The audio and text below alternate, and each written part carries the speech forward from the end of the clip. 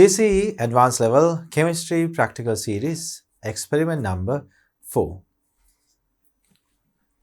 Experimental determination of relative atomic mass of magnesium using molar volume of hydrogen gas. The aim of this experiment is to develop the skill of determination of relative atomic mass of metals. So, in this experiment, students, the main aim is to give you the necessary skills to determine the relative atomic mass of a metal. In this particular experiment, we are going to be using magnesium. So, we are going to learn how to determine the relative atomic mass of a metal like magnesium. Introduction. For chemical reactions involving gases, gas volume measurements provide a convenient mean of determining stoichiometric relationships. Hydrogen gas is evolved when certain metals are reacting with acids. So, in this experiment, students, we are going to take HCl. And as you know, metals when reacted with an acid will release hydrogen gas. Now, hydrogen gas can be collected and can be used. These gas volume measurements that we collect can be used to determine the molar mass or relative atomic mass of a given metal. How are we going to do that in this particular experiment? In today's experiment, we will be first reacting magnesium with acid. But before reacting the magnesium strip with acid, we will first take a very clean magnesium strip, and then we will measure the weight of the magnesium strip, and then while keeping that mass measurement with us, we will then allow the magnesium to react with HCl, and as magnesium reacts with HCl, students, hydrogen gas will be evolved, and all of the hydrogen gas that is evolved is going to be collected, and we are going to measure the volume, the temperature, and the pressure of the hydrogen gas that is collected.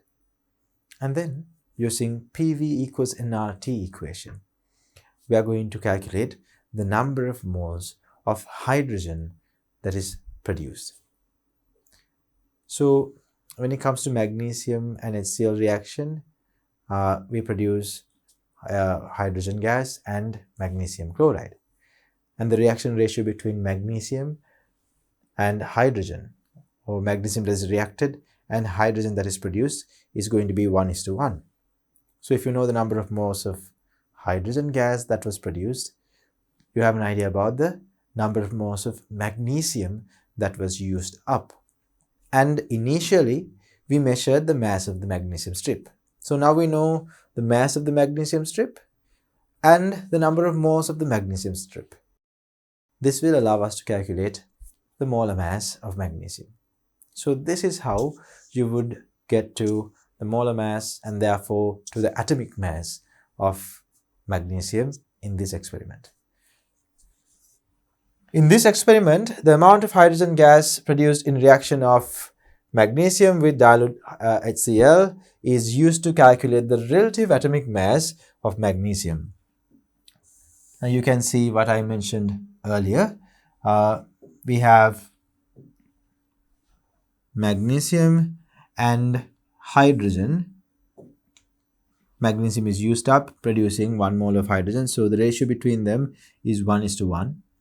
So if you know the number of moles of hydrogen gas that is produced, we can know exactly the number of moles of magnesium that is produced, because the ratio between magnesium and hydrogen happens to be 1:1. If you find out the number of moles of hydrogen, imagine if it is X, then the magnesium number of moles will also be X. Based on that, you can get to the molar mass of magnesium. You may remember when it comes to this reaction I mentioned earlier, the mass of the magnesium strip mass of the magnesium strip would be measured before we start the reaction. So we would know the mass of the magnesium strip. And now we know the number of moles of magnesium. At that point, you can use this equation. Number of moles is equal to mass divided by molar mass. If you know the number of moles of magnesium and the mass that we used of magnesium, if you know the number of moles and the mass that we used of magnesium, we can calculate the molar mass without an issue. So the molar mass is going to be equal to mass divided by number of moles of magnesium. So this way we will be calculating the molar mass of magnesium. Therefore, we can get to the relative atomic mass of magnesium through that way. Hydrogen gas evolved in this reaction is collected in a long, thin, graduated glass tube using an ideometer or using burette. So students, in our labs, we usually use a burette instead of using this graduated glass tube or an ideometer. We'll be using a burette and we'll be collecting the gas usually by downward displacement of water. When magnesium reacts with the acid, the evolved hydrogen gas is collected by displacement of water and its volume is measured. So students, as you collect the gas into the burette, first the burette is completely filled with water, and as the burette gets filled with hydrogen, the water that is present in the burette will be displaced downward. So we call this a downward displacement of water method of collecting a gas. The temperature of the gas taken to be the same as the temperature of the water it is in contact with, because given a sufficient amount of time, the two will reach thermal equilibrium. Students, now when you are collecting gas through downward displacement of water in a small enclosed area, we are going to have both the gas that we collect and the water in contact with the gas. So if the gas and the water remains in contact with one another for a sufficient amount of time, they will attain thermal equilibrium, meaning both of them will have the same temperature. So therefore, we say the temperature of the gas is equivalent to the temperature of the liquid that is present in contact with the gas. The level of water in the ideometer is adjusted so that it is equal to the level of water outside the ideometer. So students, when we are using a burette, we will be saying that the level of the water in the burette should be adjusted so that the level of water outside the burette is the same as the level of water inside the burette. We will explain this using a small image later on. This ensures the pressure inside the burette is equal to atmospheric pressure that is outside of the burette. Because hydrogen gas was collected above water and water has a significant vapor pressure, to get the pressure of pure hydrogen that is collected, we must subtract the vapor pressure of water from the overall pressure. So to explain that, we can use this diagram. Now students, one of the things that we learned in the paragraph earlier is that when we are collecting hydrogen gas and then we want to measure the volume of the hydrogen gas that is collected, before we move on to measuring the volume of the hydrogen gas that is collected, we need to ensure that the water level of the burette is the same as the water level that is outside the burette. To show what I mean over here, if I draw a small diagram here, if the burette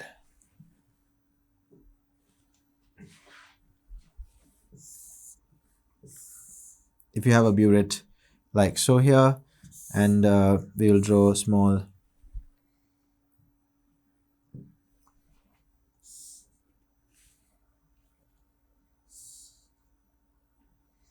beaker as well, yeah, right? So imagine this is the water level outside of the burette, and imagine when it comes to inside the burette, the water level is here. This area is all water. Now, if you observe here, if you want to measure the volume of hydrogen that is collected, if you just take a look at the reading that is present here and take the reading there, then it will be incorrect, because at that point the pressure inside the burette is not going to be the pressure that is present outside of the burette. So the pressure over here is not going to be properly known to us for us to carry out a calculation. So therefore, you need to make sure that you bring down the burette. You can press the burette down a little bit. If you go passing the correct level, you can bring it up a little bit.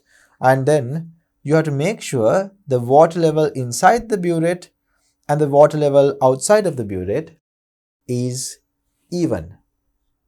After ensuring that the water level inside the burette and the water level outside of the burette is the same, you can then proceed to measure the volume of hydrogen gas that is collected. So you can read, you get the reading over here and you can note it down, so that will be the hydrogen gas volume that is collected here. So why do we do that? Why is it important for us to make sure that we adjust the burette and make sure that the water level inside the burette is equal to the water level outside the burette? That is because, students, if you take a look at this point A and point B, you can see point A and point B are at the same level. So in the same liquid, there are 2 points that are at the same level. And you learn, when it comes to a liquid, 2 points at the same level have the same pressure. If I talk about 2 points that are at the same level, those 2 points have the same pressure. So then we can very clearly say that the pressure or the air pressure that you see over here, so external pressure that we have in this setup is going to be your atmospheric pressure, right? We can say atmospheric pressure is going to be present over here. So the pressure at B, pressure at point B is going to be atmospheric pressure. And since the water level inside the burette is now aligned with the water level outside of the burette, point A also will have the same pressure as point B, right? Point A, the pressure at point A is going to be equal to pressure at point B. But inside this particular burette, the pressure is generated mainly by 2 gases. There is certain amount of water that has evaporated and has come into this burette. So there's going to be water vapor here, right? Inside this burette, there will be certain amount of water vapor, right? So I will indicate the water vapor as dots. So what you see here is water vapor inside this burette, and this internal area of the burette is going to be saturated with water vapor. So the pressure generated by water vapor will be there. Apart from that, the hydrogen gas that was collected is also inside the burette. So there are 2 main gases inside this burette that are generating this pressure at point A. So what are those 2 main gases? Water vapor or H2O gas and H2 gas that we collected. So there are 2 gases here, right? H2 gas and water vapor, saturated water vapor, because when liquid water is still in contact with this vapor, we can be sure that it has actually a saturated vapor over here. This entire area of the burette is saturated with water vapor.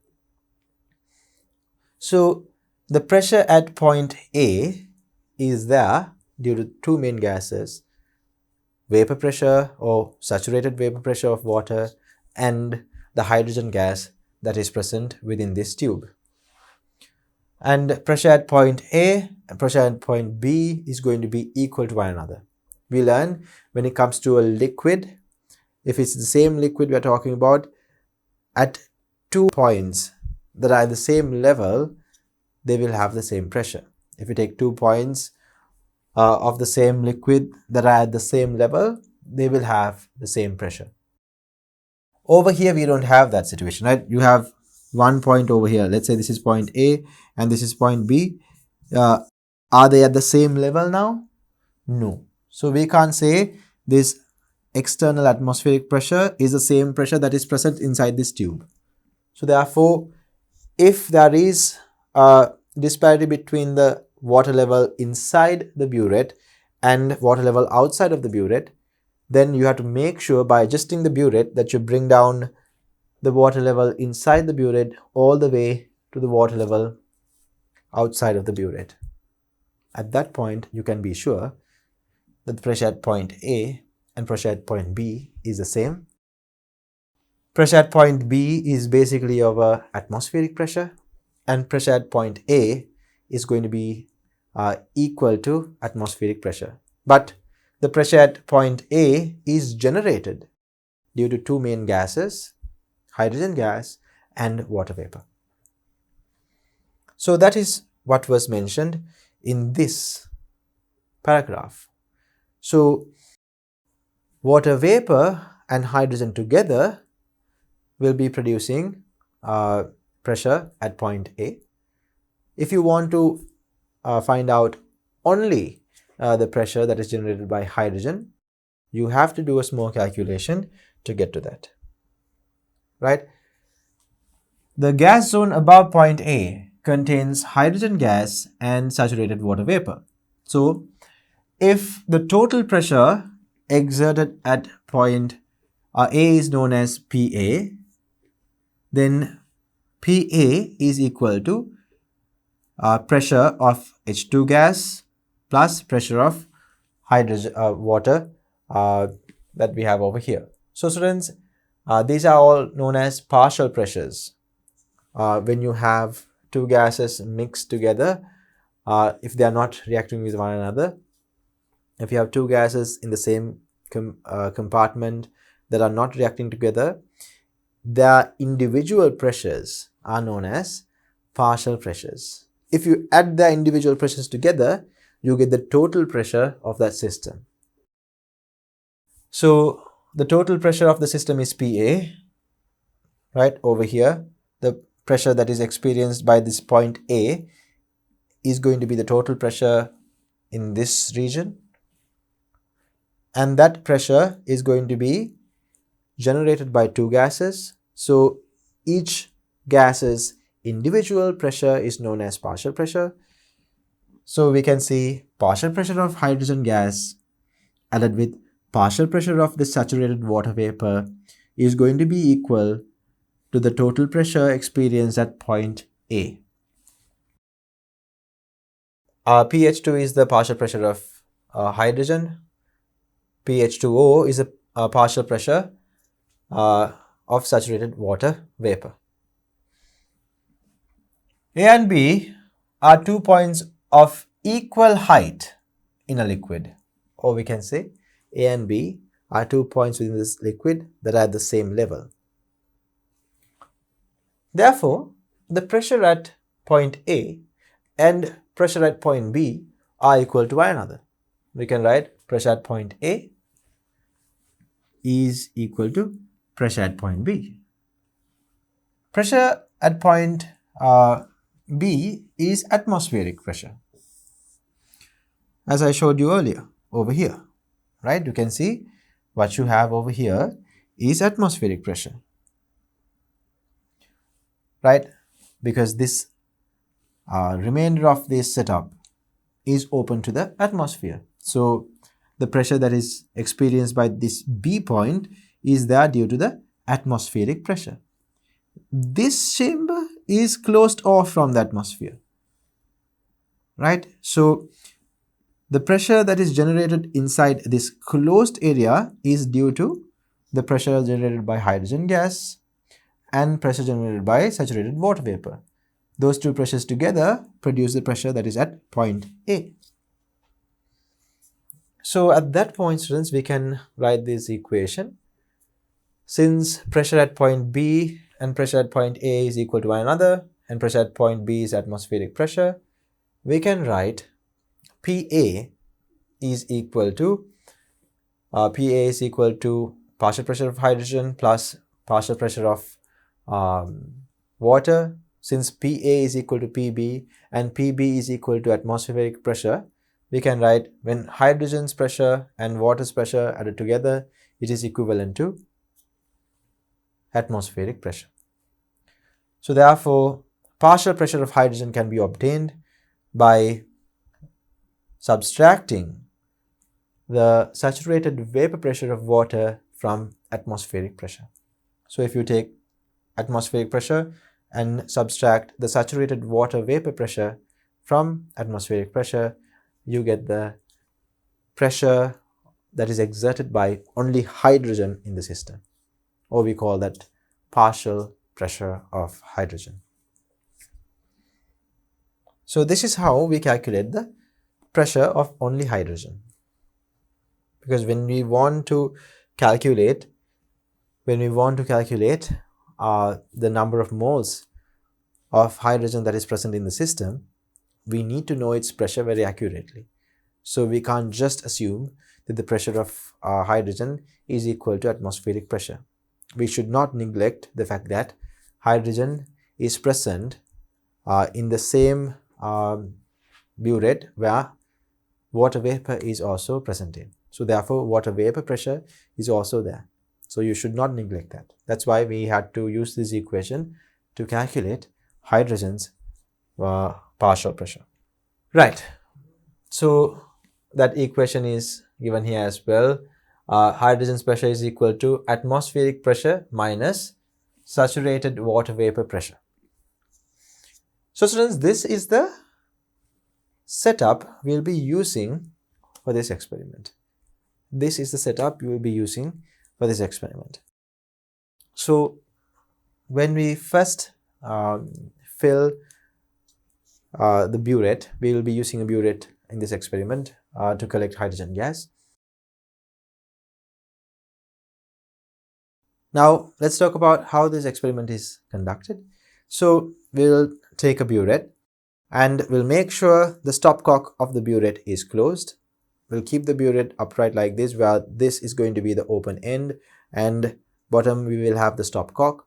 So we will tightly close the stopcock and we will start to fill the burette with concentrated HCl. Making sure when you are adding the HCl, when you are trying to prepare the HCl solution, you will initially pour the concentrated HCl first along the walls, and then again along the walls you will add a little bit of water so that the HCl is diluted. However, since you do not allow the two layers to mix that well, at the bottom of the burette you will have somewhat concentrated HCl, and towards the upper parts of the burette you will have a lower concentration of HCl, or you might not even have any HCl present in the upper parts, because you will very carefully add water without mixing or stirring up the solution inside the burette at that point. So when you fill HCl into the burette, you will initially pour concentrated HCl followed by distilled water, and you will be adding distilled water little by little along the wall of the burette, making sure not to stir up the concentrated HCl that were initially added, so that when we add the magnesium strip into the burette, there won't be a reaction that starts then and there, because there won't be a high concentration of HCl in the uh, upper part of the burette that is filled with solution now. So students, after filling up the burette all the way to the top, we will take a small magnesium strip and we will attach it to a copper wire. So over here, the red color small wire that you see is a copper wire. We use a copper wire for this purpose because copper does not react with HCl.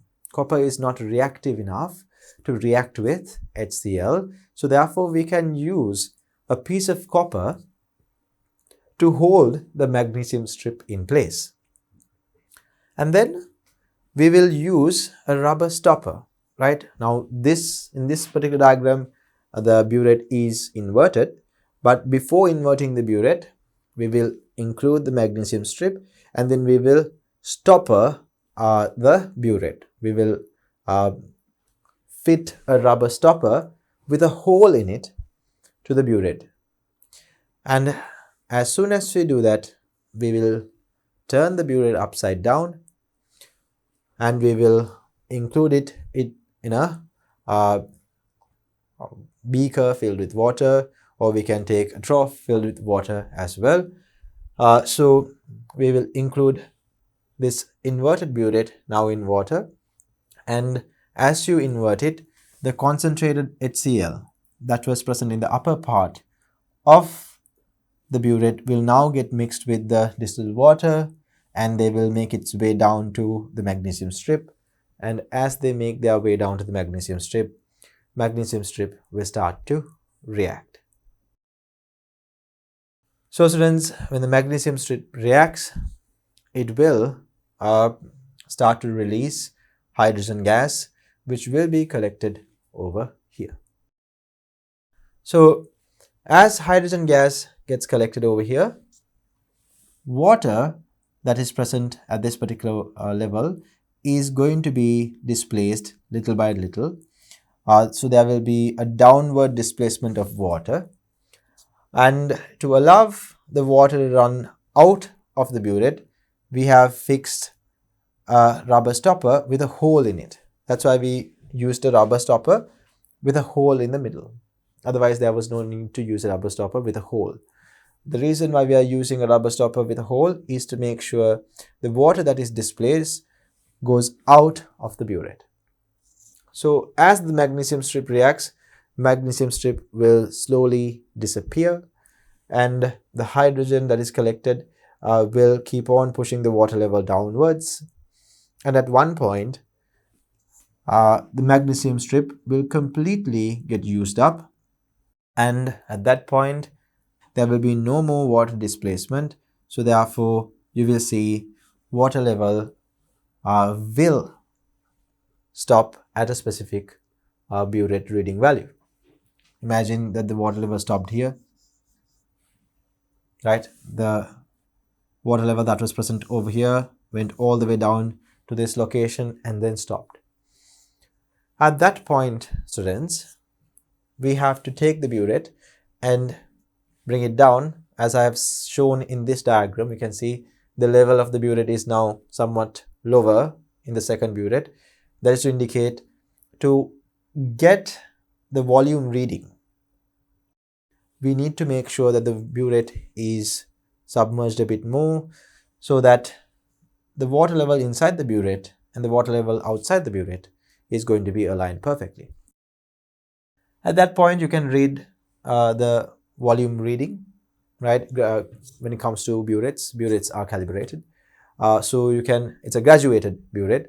So therefore, you can calculate the volume that is collected here using the readings that we find on the burette. Then, after calculating the hydrogen volume that is present in the burette here, we can move on to take the temperature reading of the water here as well. So we need the volume reading and we need the temperature reading as well. And we will take the atmospheric pressure as 1 atm. So using this setup, we are going to calculate a few things. We will find the volume of hydrogen that was produced when magnesium reacts with HCl. We can measure the temperature of the solution. So we know when it comes to the temperature of this water, that is going to be the same as the temperature of the gas. That is an assumption we make. We think that the gas and the water is in thermal equilibrium. So therefore, we think the temperature of the water and the temperature of the gas is the same. Apart from that, we assume that the pressure is 1 atm, which is usual atmospheric pressure. So after getting these readings, we can then move on to calculating the number of moles of hydrogen gas that is produced. But before going to that, we have some information that we need to go through here. The temperature of the water in the tank is, let's say, T Kelvin, right? Let's say the temperature of the tank or temperature of the water in the tank is T Kelvin. Therefore, temperature of hydrogen gas is also going to be T Kelvin, because temperature of the hydrogen gas and temperature of the water is going to be the same. That is an assumption we make because those two are in contact with one another for sufficient enough time. So we assume that they attain thermal equilibrium, meaning temperature of the gas is equal to temperature of the water. So therefore, temperature of hydrogen gas is equal to T Kelvin. If the pressure of hydrogen gas is pH2, we calculated pH2 is equal to atmospheric pressure minus the partial pressure of the saturated water vapor. So we have calculated this bit earlier. So we know the temperature, we know the pressure. So when you know the temperature and the pressure, we can use PV equals nRT equation to calculate the number of moles of hydrogen that is present in the volume of hydrogen that got collected. Pressure is equal to atmospheric pressure minus partial pressure of saturated water vapor multiplied by volume divided by universal gas constant multiplied by temperature. Over here, R, or in other words, the gas constant, universal gas constant, is going to be 8.314 joules per mole per Kelvin. This value is not necessarily going to change from gas to gas.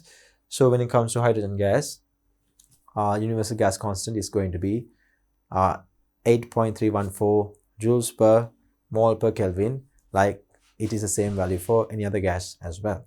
The number of moles of hydrogen gas, over here students, it has to change to number of moles. Number of moles of hydrogen gas corresponding to the volume of hydrogen gas that got collected can be calculated using this equation as we just mentioned. So using PV equals nRT equation, you can calculate the number of moles of hydrogen gas that got collected.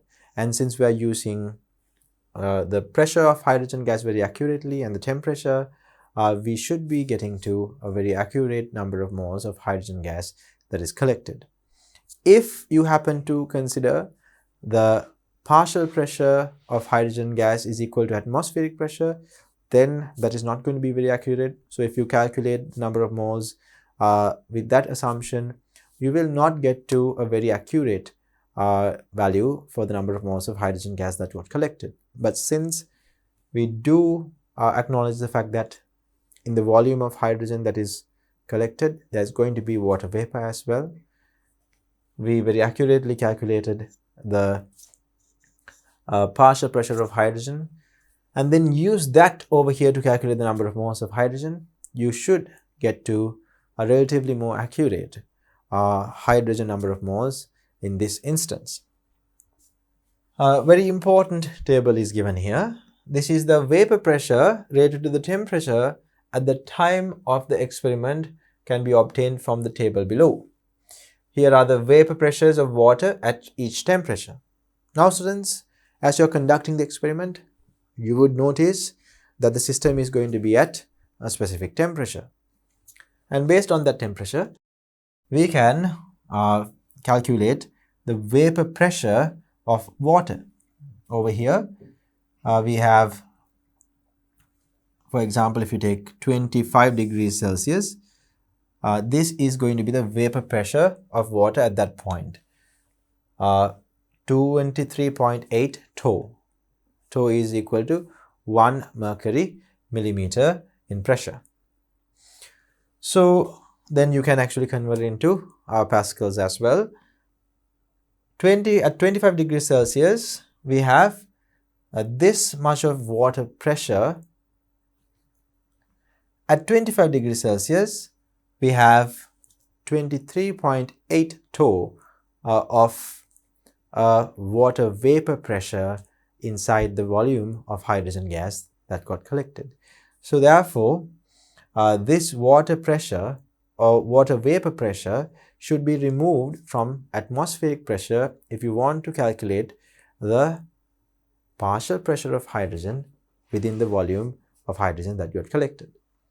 If your temperature is somewhat like 28 degrees Celsius, then it's going to have 28.3 torr value, and if it is around 30, we can see the partial pressure of water or saturated water vapor pressure at that temperature is 31.8 torr.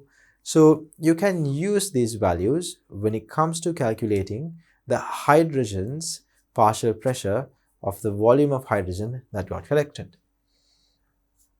The number of moles of hydrogen gas produced when a known mass of magnesium metal reacts completely with dilute HCl can be found by using this equation. We have a bit more to that calculation. So we have the equation of magnesium reacting with HCl. This is the balanced chemical equation. We can see with one magnesium, two HCls will react. So the reaction ratio between magnesium to HCl is 1:2. But that is not that important here because we have HCl in excess. Magnesium to H2 ratio is what we are interested in. We can see magnesium to hydrogen ratio is going to be 1:1. So if you can accurately calculate the number of moles of hydrogen, then you know the number of moles of magnesium very accurately. Therefore, if you know the number of moles of hydrogen, we'll call it N number of moles. Therefore, the amount of magnesium moles will also be N. The mass of magnesium, let's say, is given as mg. Now, this is not milligrams, students.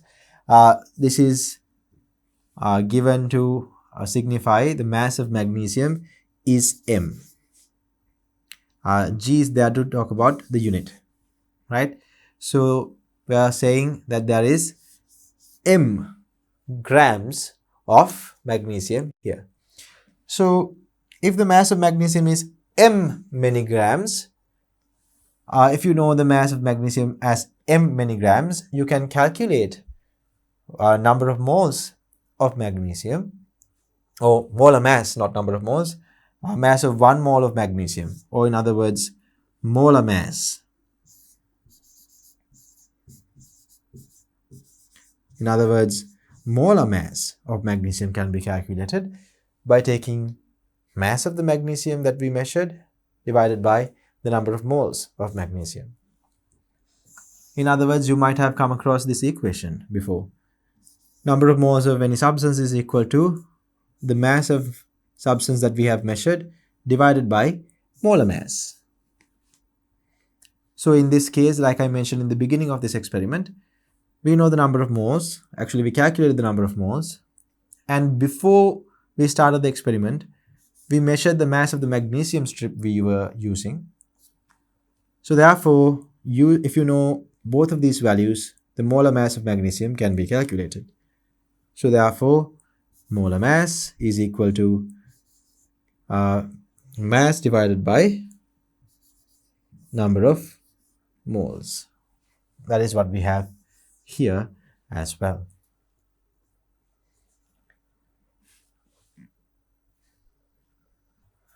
And over here, students, we have equipment and chemicals required for this experiment. We have a few equipment and chemicals listed here. We need a burette because we will be using a burette in this experiment. 1 liter beaker so that we can handle the burette safely, because we need to have one end of the burette submerged in water. So we would need to use a large burette so we would need to use a large beaker to make sure that we can handle the burette safely, because sometimes we need to submerge the burette a little bit further down. So we need to have a bit of a larger beaker in order to do this. We need burette clamps, burette stands, a thermometer or a barometer would be needed to measure the pressure, atmospheric pressure at that point. So thermometer is used to measure the temperature of the water. And apart from that, we need magnesium strips, a piece of copper wire, and 2 moles per decimeter cube concentrated HCl. Now keep in mind, we will not fill the entire burette with 2 moles per decimeter cube concentrated HCl. We will add a specific volume of HCl, and then we will follow it by adding a little bit of distilled water to dilute this HCl solution, right? So I mentioned, when it comes to filling the burette, we first fill the HCl and then we fill the water, distilled water, without disturbing the concentrated HCl layer. And then we add the magnesium strip into the setup. So this will give us some time to turn the setup upside down, because if the entire burette is filled with concentrated HCl, or 1 moles per decimeter cube concentrated HCl, let's say, as soon as the magnesium strip comes into contact with it, the reaction will start and certain amount of hydrogen gas will escape the system without us being able to collect it. So to make sure that we have enough time to fix the magnesium strip in place and then invert the burette, we are going to first add the HCl that is concentrated here, and then we are going to add certain amount of water to make sure that the upper parts of the burette that initially comes into contact with the magnesium strip is just having only water or very dilute HCl concentration, because majority of the HCl is still over here. 2 moles per decimeter cube concentrated HCl is going to be slightly higher in density. They will be over here until you properly mix the two solutions. So once you turn the burette upside down, the HCl that were present over here, since that is slightly heavier, it will start to come down and will get mixed with the water present in the burette. So that is why we use 2 moles per decimeter cube concentrated HCl. So these are the steps that we'll be using.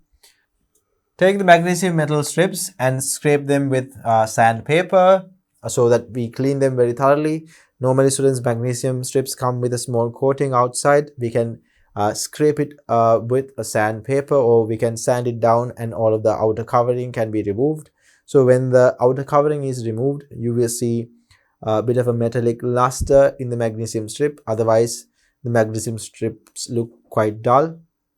But after removing the outer covering or outer layer, you will see the magnesium strip with magnesium exposed. So we only need magnesium, so you have to completely remove the outer covering that is found on the magnesium.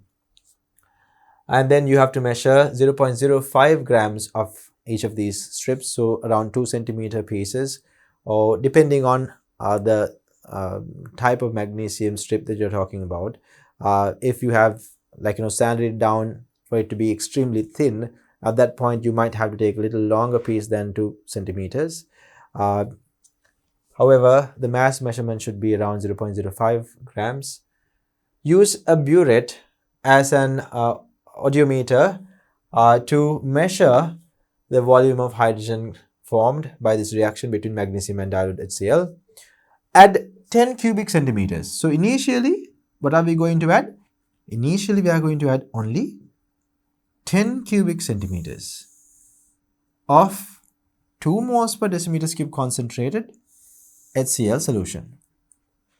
We take the burette, as I mentioned earlier, we only add 10 cubic centimeters of 2 moles per decimeter cube concentrated HCl to the burette. Then add water carefully to the open end of the burette so that the water does not mix with the HCl. So students, what they're trying to communicate here is that you need to make sure that you add the remainder of water to fill the entire burette up along the internal walls of the burette. You can use a wash bottle for this, and you can add water along the wall of the burette so that water runs down along the wall of the burette without splashing, and will slowly get added on top of the HCl that you just added.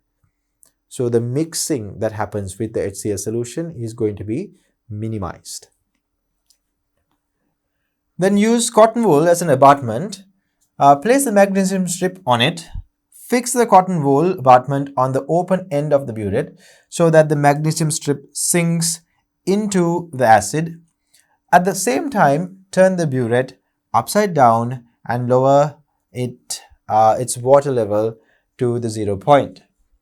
So students, to explain that, it will be easier for me to move over here where we have the diagram. So if you take a look at this, this is the setup as soon as we fix everything. So if this is the burette, if this looks like, or if we take this pen as a burette, we first make sure the stopcock is tightly closed, and we first fill concentrated HCl, then we'll start fill water all the way to the top, and then we'll take the magnesium strip.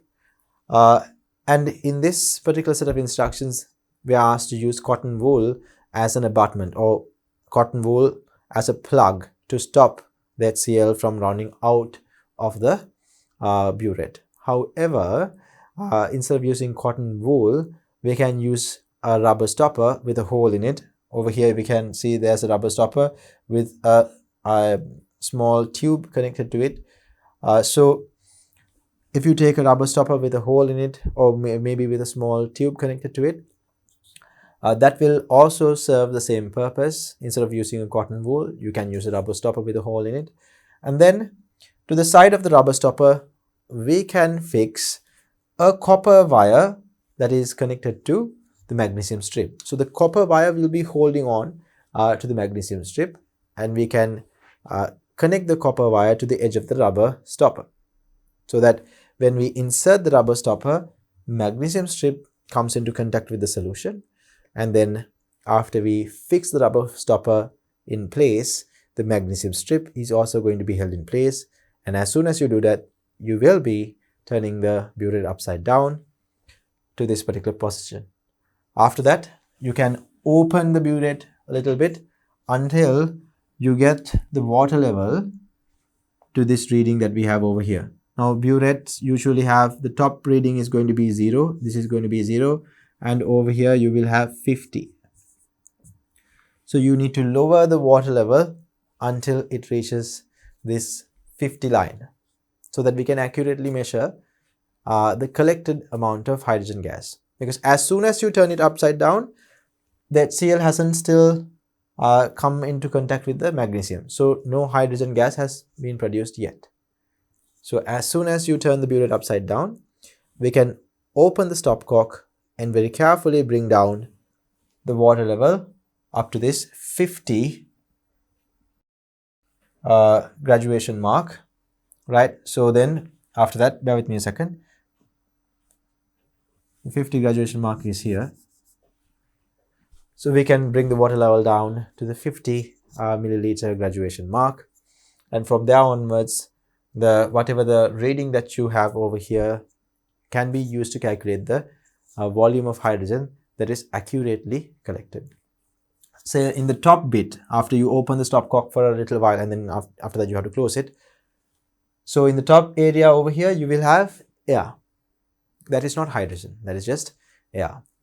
But the remainder of the volume that is going to be filled when hydrogen gets collected, the water level gets pushed down, and that particular volume is going to be mainly hydrogen gas. So that is the volume we take into account. So that's what they mean when they ask us to turn it upside down and then lower the water level to the 0 point, meaning lower the water level. If you use an audiometer, there will be a 0 line at the top, but since we are using a burette turned upside down, the reading is going to be 50. The tap of the burette should be opened to bring down the water level to the desired point. Initially, no reaction occurs because water collides with magnesium strip, or water is the one that is actually in contact with the magnesium strip. After some time, HCl mixes with water and starts bubbling slowly as it settles down. So students, these 2 points are letting us know that we need to initially, as soon as we turn it upside down, again open the stopcock, we need to bring down the water level to the correct level. When we are adjusting the water level, you wouldn't see any hydrogen gas being produced because the HCl still has not come down to react with the magnesium strip. Magnesium strip is still in contact with water. So we have about few seconds of interval to adjust the water level or bring down the water level to the 50 cubic centimeter calibrated mark. After that, we will close the stopcock and we will wait till all the HCl come down to the magnesium strip to react with the magnesium strip. So after a while, as HCl settles down close to the magnesium strip, when HCl and magnesium comes together, they will react and will slowly start to release hydrogen gas. And the released hydrogen gas is going to get collected because hydrogen is a lighter substance, or hydrogen gas is lighter than the liquid that we have. So hydrogen gas will rise to the top and will get collected at the top end of the burette. At this point, water will be displaced downwards. And then we need to make sure that we measure the volume of hydrogen that is collected by adjusting the burette inside the beaker, making sure the level of water inside the burette is the same as the level of water outside the burette. So at that point, we can be sure that atmospheric pressure and the pressure inside the burette is exactly the same. I'll measure the temperature of solution with the thermometer, and we expect it to be the exact temperature of hydrogen gas as well. This is because, students, when it comes to hydrogen gas, we think the hydrogen gas, we assume the hydrogen gas is in contact with the water for a sufficient enough period for it to obtain thermal equilibrium. So therefore, temperature of the hydrogen gas and the water that it is in contact with will have the same temperature. So if you measure the temperature of water, that is going to be the same temperature as the temperature of hydrogen gas.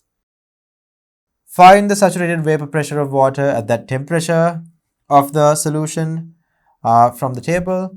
If pressure of hydrogen gas is pH 2, then we can say pressure of hydrogen gas is equal to atmospheric pressure minus saturated vapor pressure of water at that given temperature.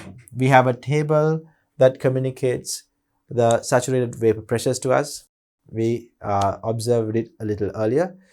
So we can find out the saturated vapor pressure at this temperature and then remove that saturated vapor pressure from the atmospheric pressure.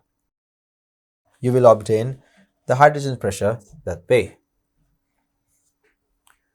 So, if you know the pressure of hydrogen gas or partial pressure of hydrogen and the exact volume of hydrogen gas and the temperature of hydrogen gas, all of these three things are now known to us after calculating them and after measuring certain measurements. Only thing that we don't know is the number of moles. We can easily calculate it now using this equation as I mentioned earlier.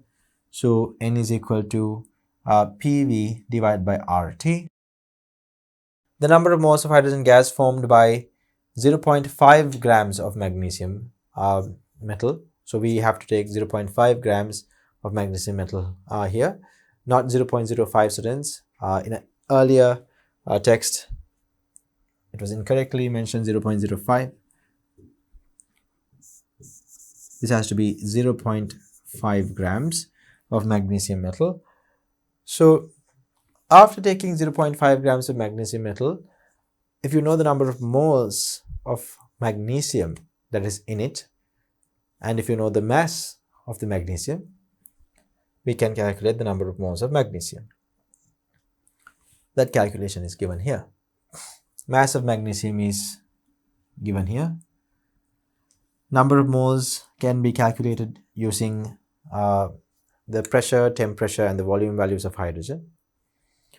So imagine the number of moles is n. At that point, we can calculate the number of moles. Imagine number of moles of magnesium is n. At that point, we can calculate the molar mass of magnesium, which is going to be calculated in this particular manner: mass of 1 mole, which is basically the molar mass of magnesium. Molar mass of magnesium will come in the unit grams per mole, right? Over here we have a mass reading 0.5 grams, and over here we have a number of moles, which is going to be in moles. So therefore the final unit that you get is going to be 0.5 divided by n grams per mole. This is going to be our final unit. So that is the unit of molar mass. So molar mass has a unit. Molar mass has a unit. Molar mass has a unit, which is grams per mole, indicating mass of 1 mole of substance in grams. Mass of 1 mole of substance in grams is basically communicated by the unit grams per mole. So if you take any element's relative atomic mass in grams, right? We say relative atomic mass is normally indicated by AR. For a given element, the relative atomic mass, for example, if you take carbon 12 isotope, let's say, the relative atomic mass of carbon 12 isotope is going to be 12. We usually don't have to include a unit here, but we can use atomic mass unit, AMU or DA or U. So these are all units that can be used to talk about relative atomic mass. We can write 12 and stop there. If you want, you can add AMU as well to indicate atomic mass units. So this is the relative atomic mass of carbon. If you want to obtain its molar mass, you have to just take the relative atomic mass in grams per mole. So 12 is the magnitude of relative atomic mass of carbon. So the molar mass of carbon is 12, the same number, followed by a different unit, grams per mole. This is the molar mass. This is the atomic mass. So if you know magnesium's, let's say, molar mass, magnesium molar mass, according to what we have calculated here, is 0.5 divided by n grams per mole. So then what is magnesium's atomic mass? 0.5 divided by n. If you want to keep a unit, you can write AMU, but that is not a must. So this is the relative atomic mass of magnesium. This is not a completed calculation since we don't know the number of moles of hydrogen, so therefore we don't know the number of moles of magnesium here depicted by n. So this particular fraction, so this 0.5 divided by n indicates the relative atomic mass of magnesium. After discussing that, we can see the relative atomic mass of magnesium is 0.5 divided by n. No units kept here because when it comes to relative atomic mass, it is not a must to indicate a unit, because the units are made up, or we say arbitrary. So there's no unit for relative atomic mass, and the ones that we include are arbitrary units. Then we come across possible forms of errors in the experiment. First one, dissolution of a fraction of the volume of hydrogen gas in water. A very small amount of hydrogen gas that is produced actually can dissolve in water. Hence, an error in the volume reading. So, hydrogen, although it is non-polar, a very small fraction of the hydrogen gas that is produced, a very small amount of the hydrogen gas that is produced, can dissolve in water. So, this amount of hydrogen gas that is dissolved in water will not contribute to the volume that is collected of hydrogen gas when this reaction is happening. So therefore, students, a very small amount of hydrogen gas will be missing from the volume of hydrogen that we collect. Therefore, the number of moles of hydrogen gas we calculate might be errorsome. Due to the presence of oxides on the magnesium metal, the magnesium strip is not fully purified, so there may be mass errors. Imagine when you clean the magnesium strip. Normally, I told you there will be an outer coating of magnesium on the magnesium strips. So this outer coating is going to be mainly magnesium oxide. So sometimes, even after you clean it, there will be certain amount of magnesium oxide that might be present on the surface of magnesium. So at that point, the total mass of magnesium that you take might not entirely be purely magnesium. There can be a small amount of magnesium oxide also, which will bring in an error when we are calculating the molar mass of magnesium, because when we are calculating the molar mass of magnesium, we need to know the mass of magnesium very accurately.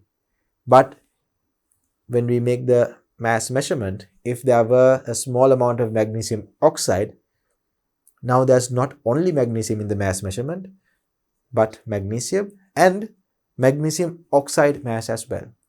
So this will introduce an error into your mass measurements, and therefore your molar mass calculation as well. Hydrogen gas slightly deviates from perfect conditions, or it is not necessarily an ideal gas, but using PV equals nRT causes an error in the number of moles obtained in the calculation. So students, over here, when it comes to the number of moles of hydrogen that we have in the volume of hydrogen that is collected, we use the ideal gas equation. So this equation can be used for mainly ideal gas. However, hydrogen is not necessarily an ideal gas. It deviates ever so slightly from the behavior of an ideal gas. So therefore, that will also introduce an error, and we don't always use perfect ideal conditions. Over here, the temperatures are not too high, pressures are not too low. We conduct this particular calculation or this experiment at room temperature and pressure. So therefore, when we are applying this equation, since hydrogen at those conditions are not behaving like an ideal gas, the number of moles that we calculate of hydrogen might be wrong, right? It might be errorsome, or it might be with a small amount of error. So therefore, even that could result in a errorsome answer when it comes to the calculation that we carry out at the end, which will determine the molar mass and then the atomic mass of magnesium. So relative atomic mass of magnesium calculated this way might be somewhat wrong, or somewhat off the actual mass of magnesium, actual atomic mass of magnesium, due to these errors that we have listed down here. compare the calculated value with the standard value and calculate the error percentage. So over here what we have is us calculating the error percentage of our calculated value and actual standard atomic mass value of magnesium. Usually students, atomic mass value of magnesium is going to be 24.3, but in the periodic table that you will be studying, it will be communicated as 24. And when it comes to your exams as well, when you are calculating different masses of magnesium, or if you have to use the atomic mass of magnesium for a calculation, the question will direct you to use, majority of the time, 24 as the relative atomic mass of magnesium. If the question very specifically asks you to use 24.3, then you can't use 24. Instead, you have to use the specific value the question is asking you to use. If the question is asking you to use 24.3 as the relative atomic mass of magnesium, you will have to use that value.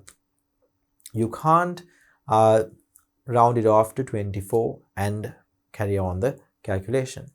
So 24.3 is the actual relative atomic mass of magnesium, and after this experiment is done, you also will calculate a relative atomic mass of magnesium, which we will indicate as M1, the one we calculate.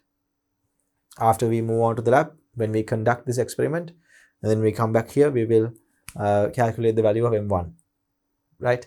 So this M1 value might not be exactly 24.3. Of course, since there can be some errors, this is going to be slightly different to 24.3. And that is due to some errors in the calculation, and we can calculate the error percentage the following way. Assume delta M is the difference between the calculated value and the standard value. So delta M represents the difference between the calculated value and the standard value. So therefore, relative atomic mass error percentage can be calculated by taking the difference between the calculated and the standard value, dividing it by the actual relative atomic mass of magnesium. Since we have taken the actual relative atomic mass of magnesium to be 24.3, over here also you will have to use 24.3, right? You cannot use 24, you have to use 24.3, and then you multiply it with 100 to get to the error percentage.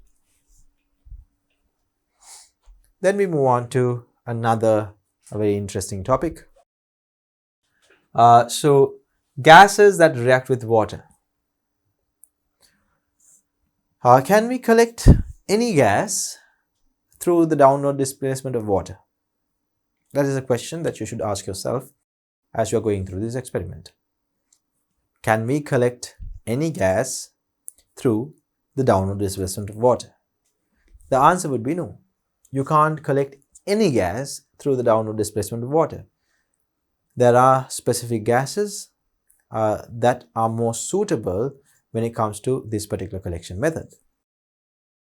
However, these gases that we have mentioned here are not going to be very suitable. The main reason is given here. If you take sulfur dioxide, SO2, SO2 plus water will, first of all, they will dissolve in water. Sulfur dioxide is a gas that can dissolve in water. Apart from just dissolving in water very well, they can react with water as well. Now, what do I mean by dissolving and reacting? Dissolving and reacting are two different things. So if you take sulfur dioxide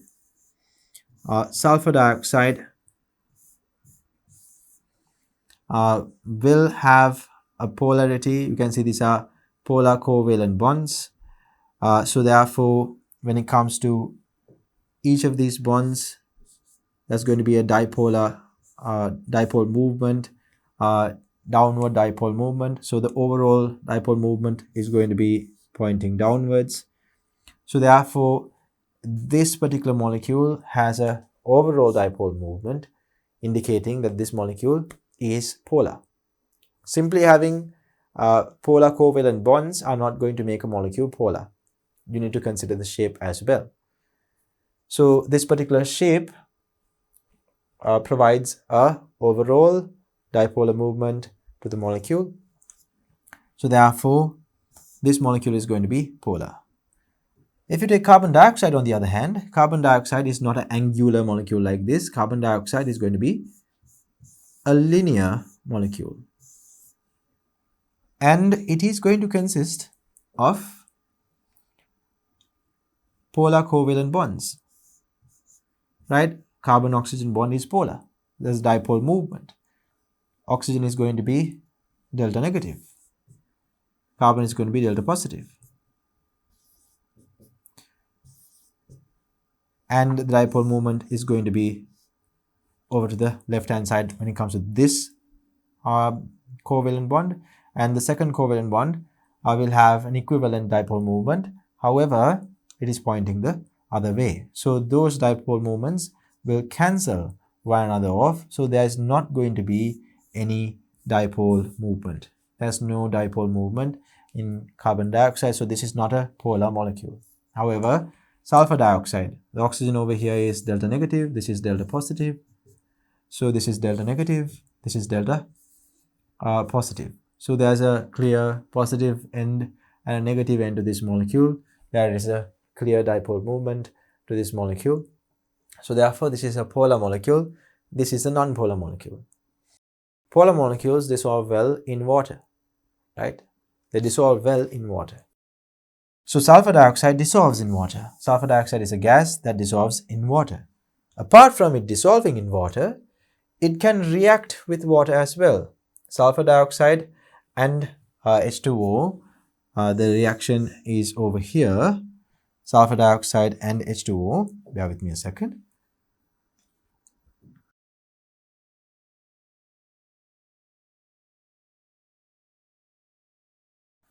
Sulfur dioxide added with water will dissolve in water. When sulfur dioxide is reacted with water, it will turn into sulfurous acid.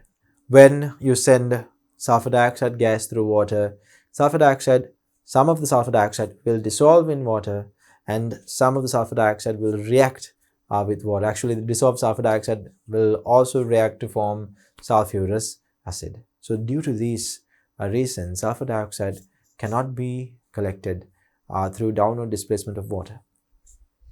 What about carbon dioxide? Now, carbon dioxide is a non-polar molecule. However, a small amount of carbon dioxide can dissolve in water. Now, we know that there is small amount of carbon dioxide in water because there is aquatic plant life, right? So they absorb carbon dioxide that is dissolved in water. So a small amount of carbon dioxide can dissolve in water. Other than that, carbon dioxide and water can react as well to form carbonic acid. So you can see carbon dioxide and water, CO2 dissolves in water as CO2 aqueous, and CO2 reacts with water to form H2CO3. So due to both of these reasons, you should not be collecting carbon dioxide through downward displacement of water if you want to accurately measure the volume of carbon dioxide. However, students, the amount of carbon dioxide that usually dissolves in water is not that great since carbon dioxide is a nonpolar molecule compared to sulfur dioxide. Solubility of carbon dioxide in water is less. But keep in mind, with water, carbon dioxide can dissolve. Where carbon dioxide dissolves in water to form H2CO3, carbonic acid. So because of this, you cannot use carbon dioxide or cannot collect carbon dioxide through downward displacement of water. For Cl2, chlorine gas dissolves in water. So that is another reason why we can't use downward displacement of water to collect chlorine gas. It dissolves in water. Apart from it dissolving in water, it can react with water as well. So when chlorine gas When chlorine gas dissolves in water, it forms Cl2 aqueous. When it comes to any gas dissolving in water, the gaseous state changes to aqueous state or aqueous state.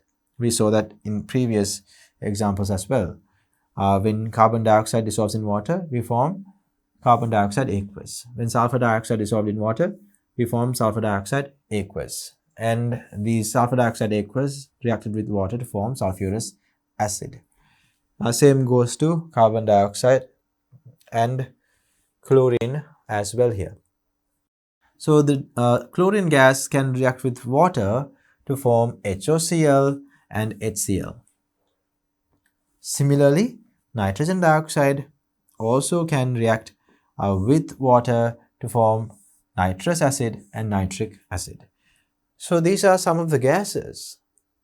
These are some of the gases that you cannot collect through the downward displacement of water if you want to measure the volume of the gas that is collected very accurately, because these gases will react as well as will dissolve in water. So all of the gases that are mentioned here will react with water and will dissolve in water also, but dissolving in water will be different from gas to gas. For example, carbon dioxide will not dissolve in water that much compared to sulfur dioxide gas. Sulfur dioxide is polar, so it will dissolve in water more.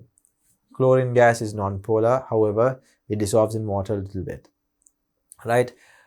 So you can see that when it comes to different gases, due to the reactions they have with water, you cannot collect them through downward displacement of water. Certain gases do not react with water. These gases dissolve in water and do not react with water. The gases that we have given over here, for example, oxygen, hydrogen, and nitrogen, they dissolve in water. Not that much, but they do dissolve in water.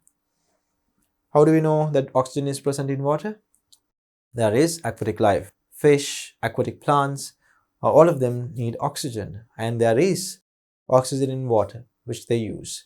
So certain amount of oxygen is dissolved in water. Certain amount of hydrogen also dissolves in water. We spoke about this when we were talking about some of the errors that are associated with this method. So we have hydrogen dissolved in water as well. Certain amount of nitrogen also dissolves in water. All of these are non-polar molecules. However, these molecules will dissolve in small quantities in water. They will not dissolve in large quantities, but small quantities of these molecules will dissolve in water. So solubility of water varies depending on the nature of the gas, but when it comes to all of these gases, they will dissolve in water to form aqueous hydrogen. So for example, oxygen dissolving in water will produce aqueous oxygen. Hydrogen dissolved in water will produce aqueous hydrogen, and nitrogen dissolved in water will produce nitrogen or aqueous nitrogen. So students, you can collect these gases through the downward displacement of water because they don't react, so they don't get spent reacting with water. However, there will always be a small portion of the gas that dissolves in water. They don't react with water, so they can be collected through downward displacement of water. However, a small portion of the gas will be dissolved in water. So the volume of the gas that you obtain might have a small error in the volume value because certain amount of these gases slightly dissolve in water. Metals that react rapidly with dilute acids.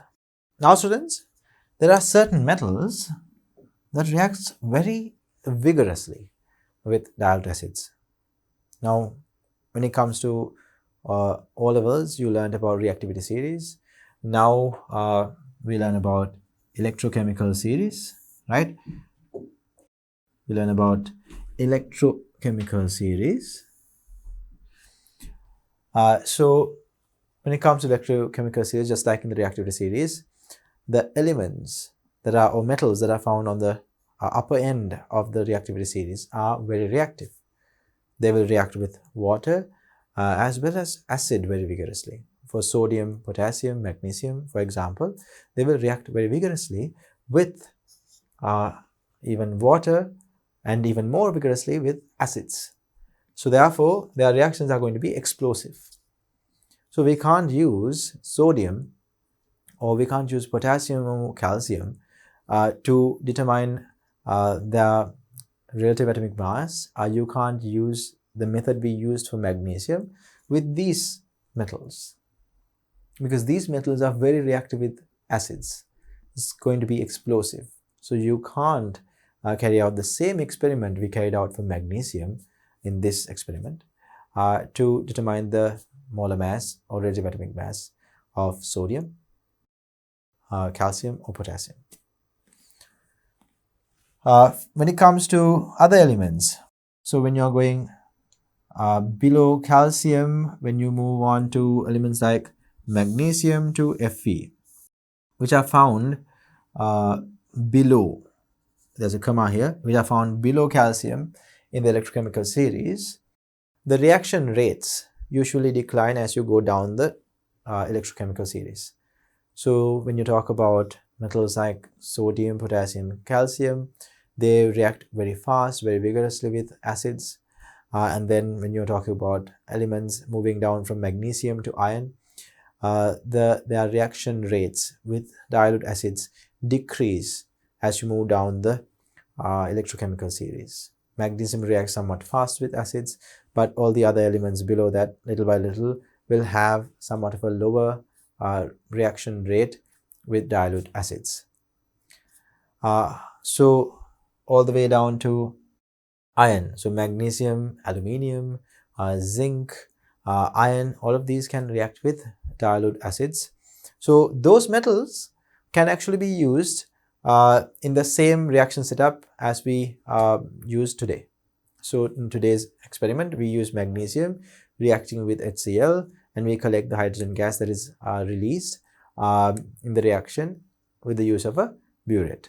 We use a burette to collect the hydrogen gas as magnesium reacts with dilute acid.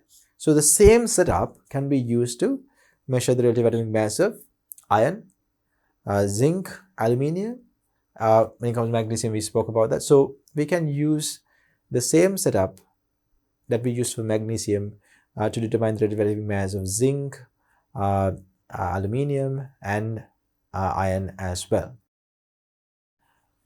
However, tin and lead, that is present somewhat below these elements in the electrochemical series, they will react with acids. However, their reaction rates are going to be very, very slow.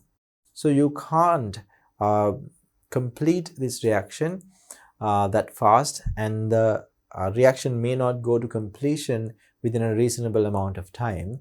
So therefore, we will not be able to use this particular setup that we used for magnesium to determine the relative atomic mass of tin and lead.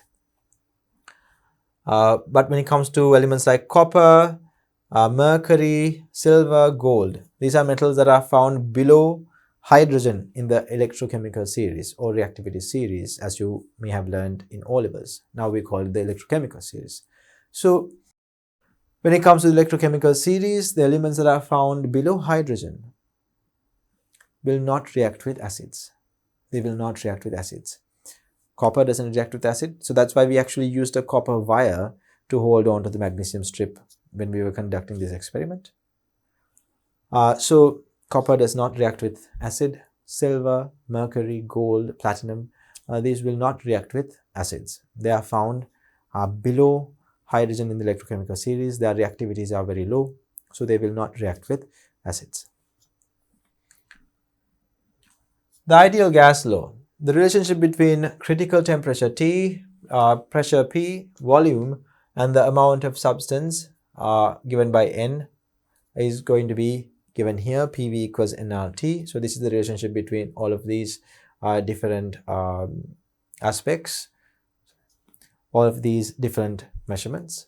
So if you know the pressure measurement or volume of a gas, or along with the temperature and the universal gas constant, we can find out the number of moles of that particular gas. That's what we did in this experiment. This is called the ideal gas equation or ideal gas law, ideal gas equation. And here R is the universal gas constant that has a common value for all gases, as explained earlier.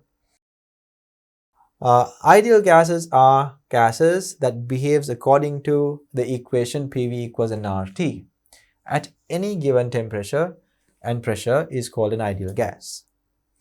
So students, is hydrogen an ideal gas? At any given pressure and at any given temperature, does hydrogen behave like an ideal gas? Now, when it comes to ideal gases, we assume that there are no intermolecular attractions. However, hydrogen molecules usually do have intermolecular attractions. Now, this in itself will make hydrogen not an ideal gas. So, now students, this slide talks to us about how we can calculate the universal gas constant. So, the universal gas constant can be calculated using the volume of 1 mole of hydrogen gas. So when you're writing hydrogen, students, please make sure to remember that it is H2, 1 mole of H2 gas, and has a volume of 22.4 decimeters cube and 0 degrees temperature and 1 atm pressure. So in other words, if you take 1 mole of hydrogen gas at 0 degrees temperature and 1 atm pressure, it will usually have 22.4 decimeters cube of a volume. So using this temperature, pressure and volume readings, you can calculate the universal gas constant. And before we calculate the universal gas constant, each of these units for pressure, temperature and volume should be converted to the correct units. Pressure was communicated using ATM. It should be converted into newtons per meter square, and we need to convert temperature into Kelvin. 0 degrees Celsius means 273 Kelvin. 273.15, this is the critical temperature, so it is 273.15 Kelvin. And when it comes to volume, volume should not be communicated in decimeters square. Volume should not be kept in decimeters cube. When it comes to many other equations that you come across in chemistry, we substitute the volume in decimeters cube. Especially when it comes to concentration related calculations, we substitute the volume in decimeters cube. However, students, when it comes to this ideal gas equation, you are not going to be substituting the volume in decimeters cube. You have to convert it into meters cube. This is one of the only places we do this. So therefore, you need to remember this very carefully. Volume should be substituted when it comes to PV equals nRT equation in meters cubes. You can convert decimeters cube into meters cube by dividing the decimeters cube value by 1000. You can divide the decimeters cube value by 1000, or else you can multiply the decimeters cube value by 10 to the power minus 3. Both does the same thing. So over here we have multiplied the decimeters cube value by 10 to the power minus 3, and we have converted into meters cube. So then we substitute these values. After that, we can see we have obtained the final unit, which is joules per mole per Kelvin, and the value is 8.314 joules per mole per Kelvin. So this is the value of universal gas constant. Then we move on to Dalton's law of partial pressure. In a gas mixture consisting of gases A, B and C, the partial pressures of those gases are, let's say, considered to be PA, PB and PC respectively. PA, PB and PC respectively. Then the total pressure of the entire system, let's say, is considered to be PT.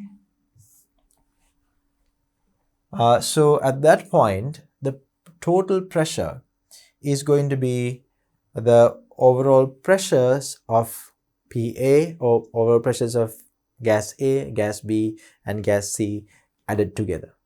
So in a given container, if you have 3 different gases, each different gas will have its own individual pressure within that volume. Within that volume, when the gas A is distributed, there will be a specific pressure for that particular gas.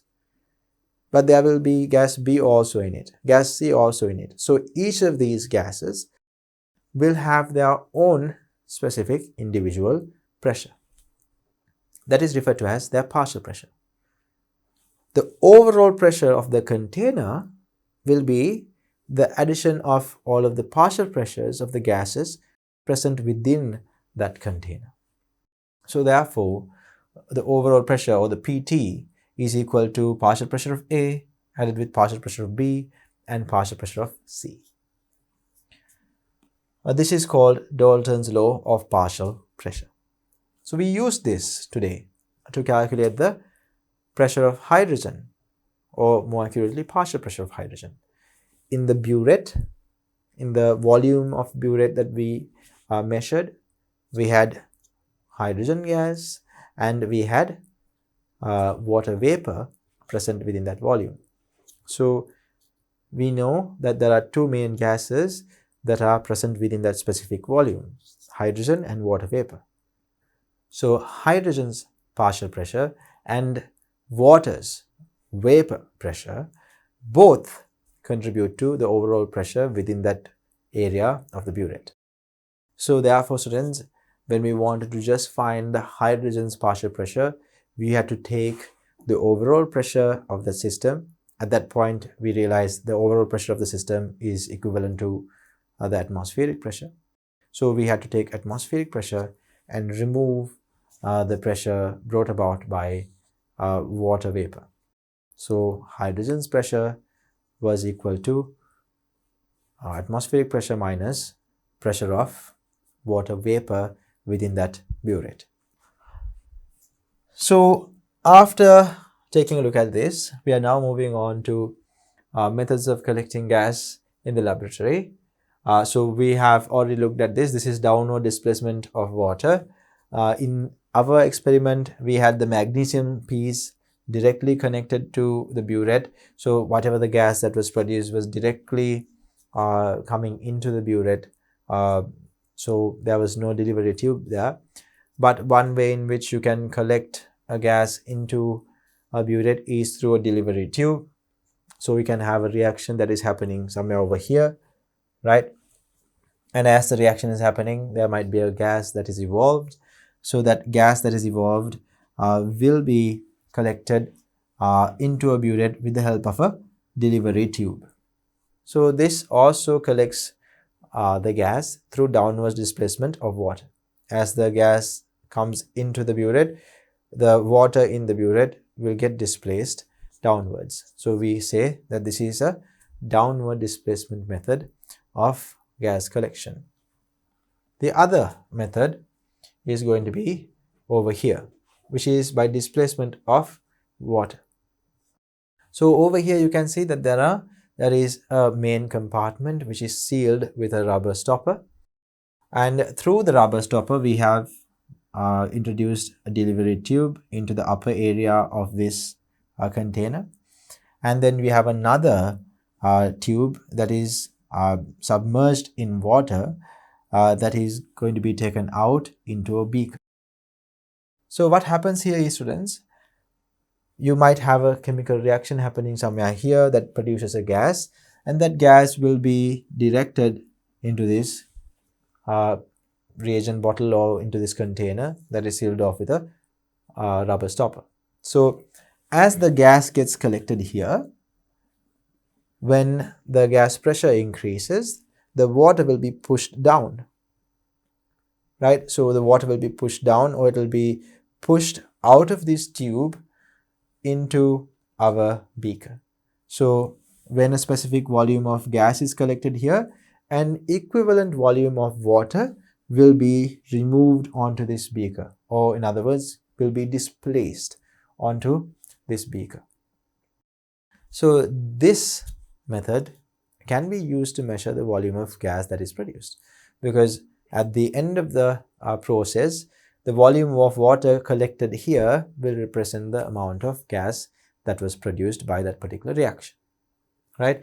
So the gas comes over here, will occupy this area, the upper area of this particular container, and as more and more gas gets collected, the pressure that is developed here will push the water level down. And where does water go?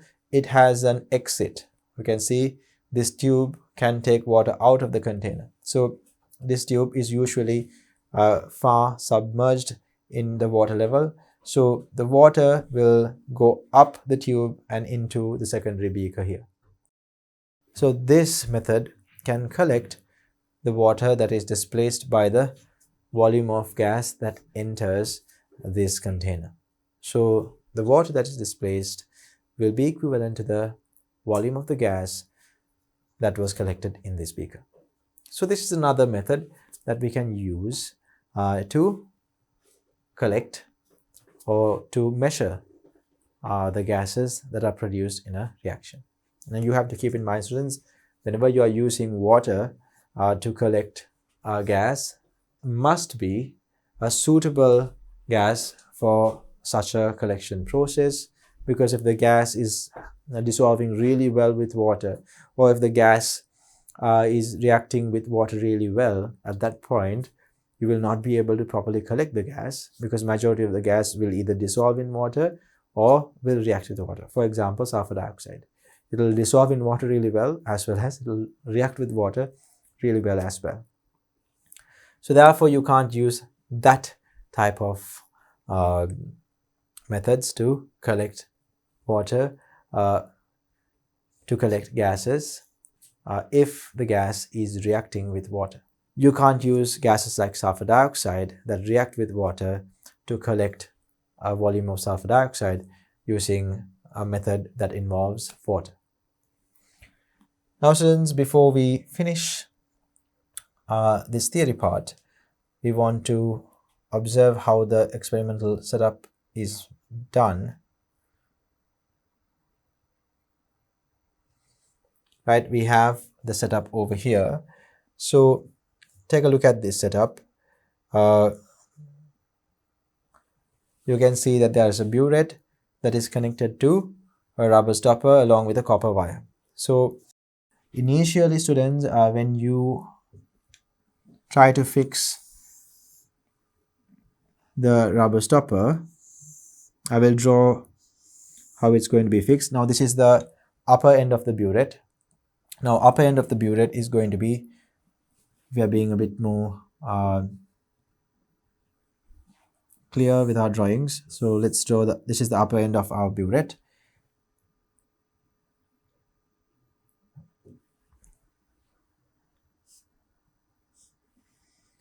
And we will fill water all the way to the top, right? So we will have water filled all the way to the top here.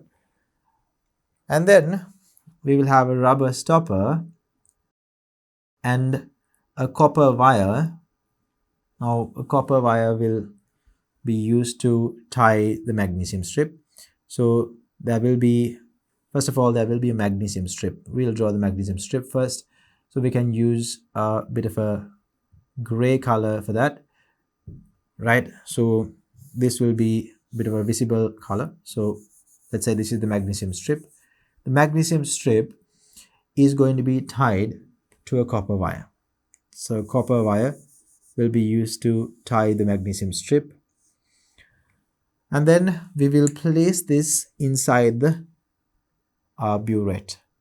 And then we will place the rubber stopper that has a hole in the middle. So the rubber stopper is going to appear this way. It will have a small hole in the middle that will allow air to pass through. Sometimes this will be connected to a small glass tube as well, so that we can very clearly see that there is an opening that will allow gases to pass through, in this case not the gas, the liquid that is being displaced moves through this glass tube.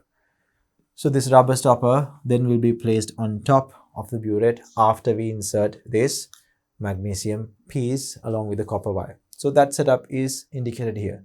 So when we invert it, the magnesium piece will be suspended in the aqueous solution with the help of the copper wire.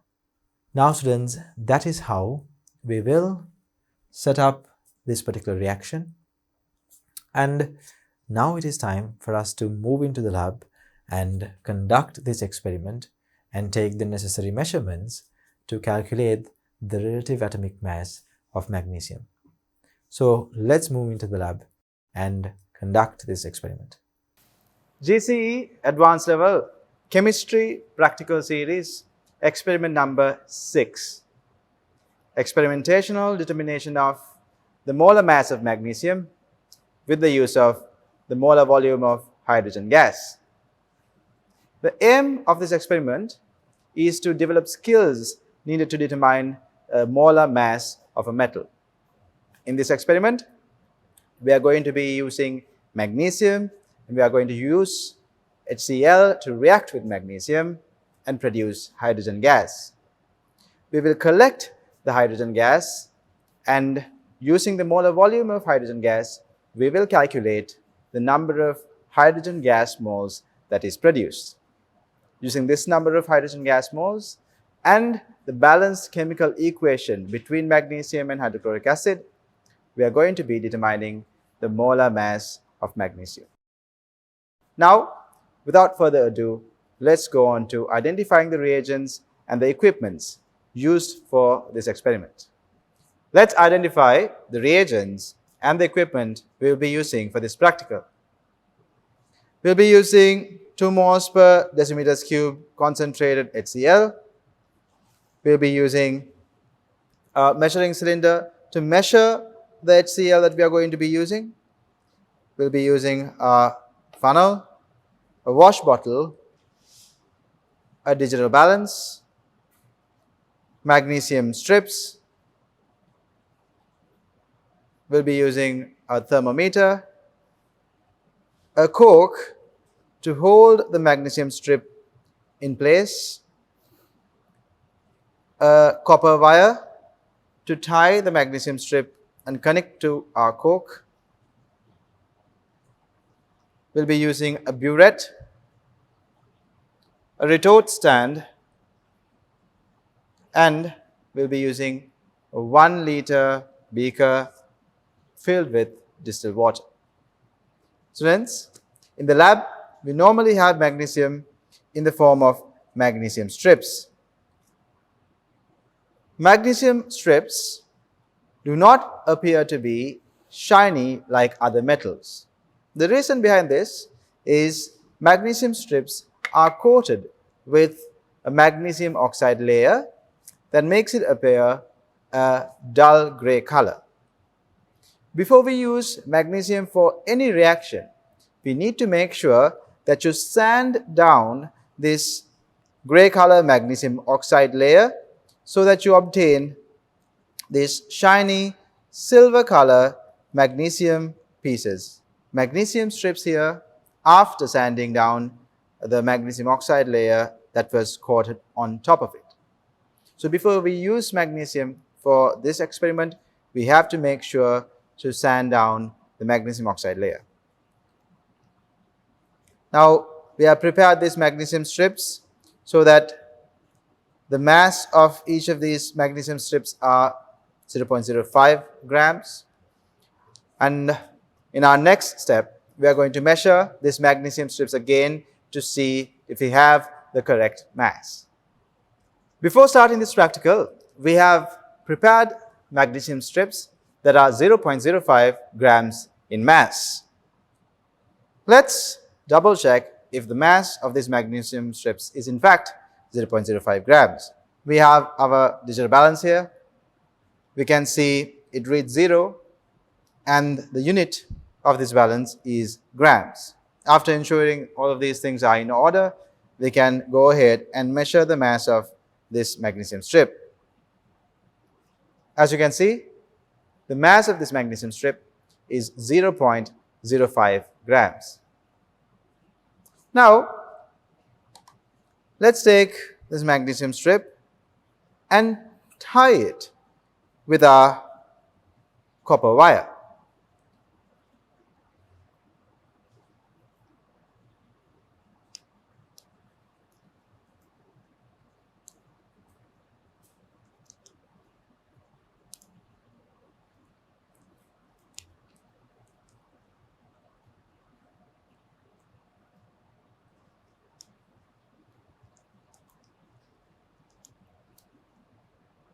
After tying it to our copper wire, making sure that it is tightly held to the copper wire, we can move on to our next step.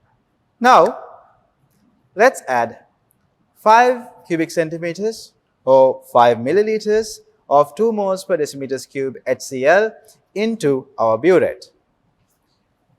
We have our burette that is washed with distilled water here, and we are going to make sure the burette is properly closed because we are dealing with concentrated HCl acid.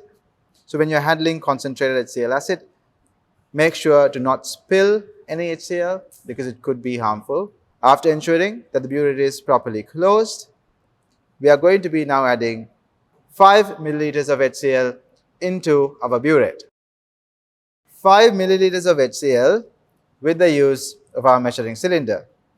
We have our HCl solution here. We are going to pour it into our measuring cylinder.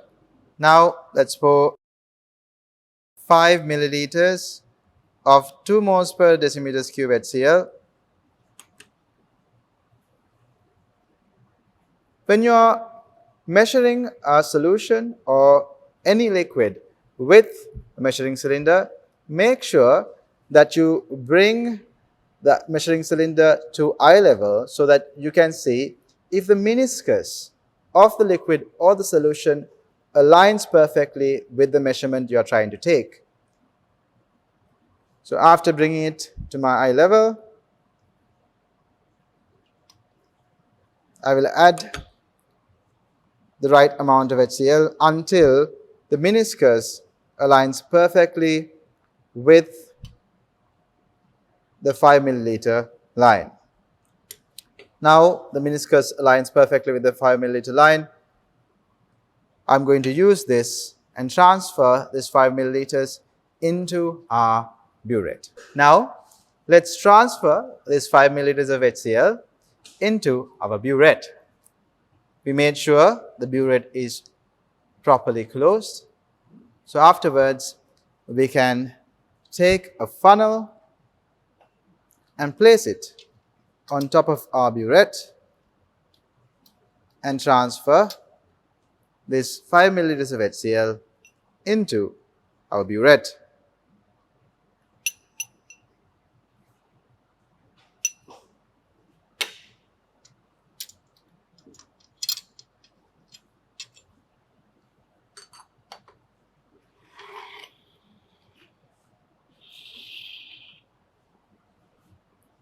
After transferring our 5 milliliters of HCl, we have to add distilled water into this burette all the way to the top.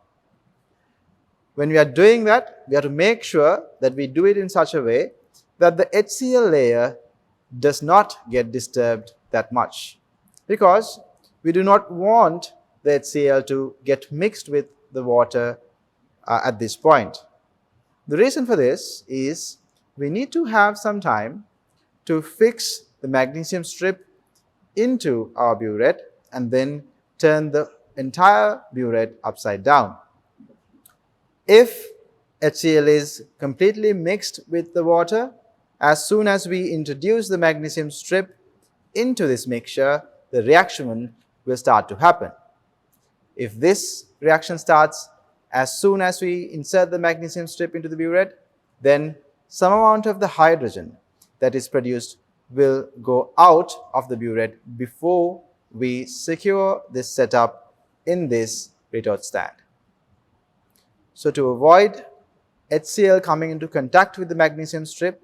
As soon as we introduce the magnesium strip into the burette, we have to make sure that we add water to this burette in such a way that it does not allow the HCl here to get mixed evenly and produce a homogeneous HCl solution. So I'm going to be using a wash bottle, and I will be adding water along the wall of the burette so that the HCl here does not get disturbed enough to mix well with water.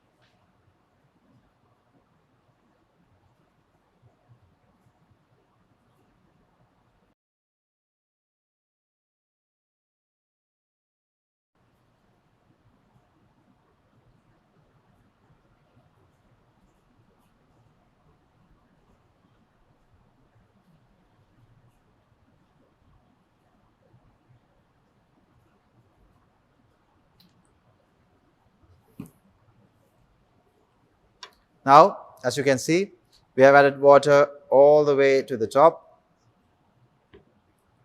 and now we will be using this magnesium strip secured in a copper wire. We will be inserting this magnesium strip into this burette, and then we will be securing this copper wire and the magnesium strip with the help of our cork. Now, if you observe clearly, the cork that we are going to be using has a hole in the middle so that it allows the water to get removed from the burette when we are collecting hydrogen through downward displacement of water. Now, let's insert this magnesium strip into our burette. As you can see, there is still no reaction happening. We do not see any air bubbles being formed here. So that means we have successfully added the water without mixing it much with HCl. We can now turn this burette, and while keeping a finger underneath the cork, we are going to place the burette inside water like this, and we will secure the burette with the help of our retort stand. We'll place it properly like this, and now we'll have to make sure that we bring the water level to 50 milliliter mark that we have over here before the reaction starts.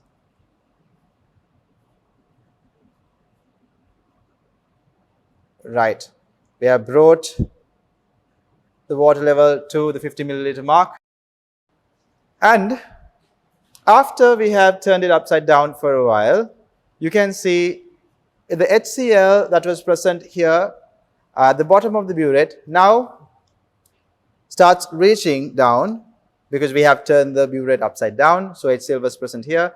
It is now starting to reach our magnesium strip. And as it reaches the magnesium strip, we can see a reaction taking place and production of hydrogen gas. So if you allow it to stand for a while, you will see hydrogen gas being produced due to magnesium reacting with HCl. Let's wait for a while and allow the hydrogen gas to collect in the burette and take the volume reading of the hydrogen gas that is produced.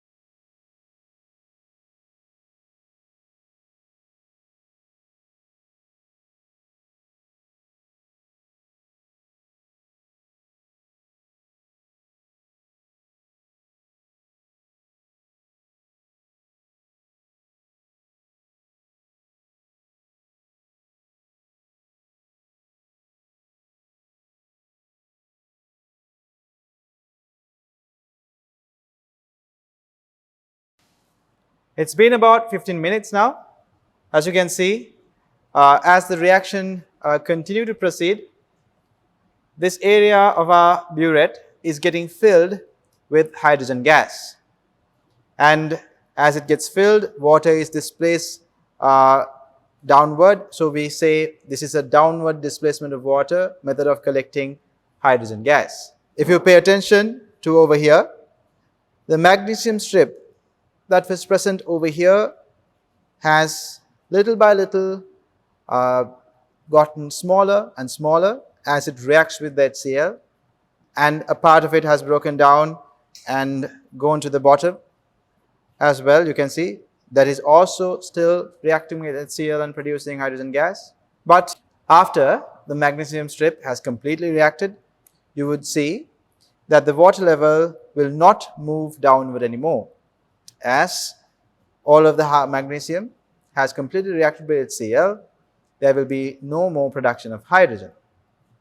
At that point, we will allow the system to come to an equilibrium, in the sense we will allow the system to settle so that all the gas is collected, even the tiny bubbles you see here mixed in this area of the burette, they should all get collected in the upper part of our burette.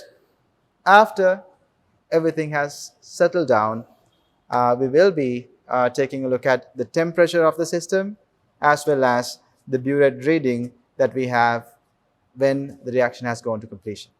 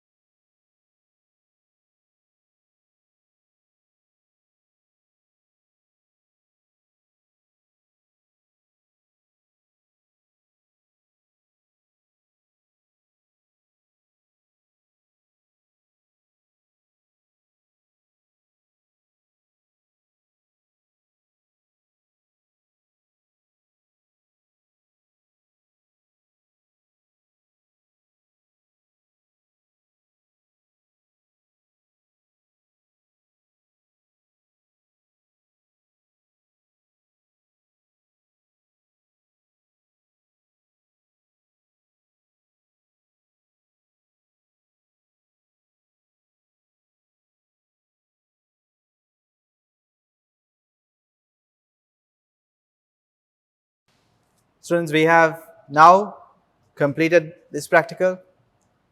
We can see the reaction is no longer happening because you don't see any gas bubbles being formed here. You do not see the presence of the magnesium strip that we added in the beginning of the reaction, meaning all of the magnesium has completely reacted. Now, if you take a look at the reading over here, it is at 0.2 milliliters. We started the reaction by filling water all the way up to 50 milliliters. Now, the water level inside the burette is at 0.2 milliliters, meaning we have collected 49.8 milliliters of hydrogen gas. However, this hydrogen gas is not at the atmospheric pressure. For it to be at atmospheric pressure, the water level inside the burette and the water level outside the burette should be equal to one another. So, the reading that we take here is not entirely correct. We have to first make sure the water level inside the burette is equal to the water level outside the burette. Let's go ahead and do that.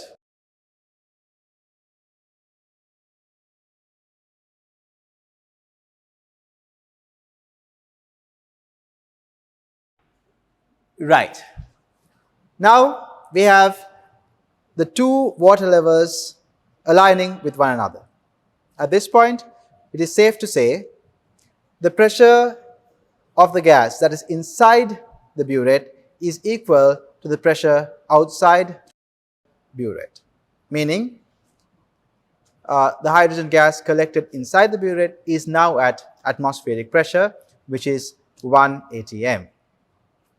Afterwards, we can take a look at the reading and take the actual volume of the hydrogen gas we have collected. The current reading is at 49.9. Earlier, when it was submerged, it was at 49.8. Now it is going to be 49.9, meaning we have collected exactly 49.9 milliliters or cubic centimeters of hydrogen gas at 1 atm pressure. Now, we have one more measurement to take, that is the temperature of this water. Because when you take the temperature of the water, we can have an understanding of the temperature of the gas here, because they come to an equilibrium where the temperature of the water and the temperature of the gas will be equal to one another. So, let's take the temperature of the water here.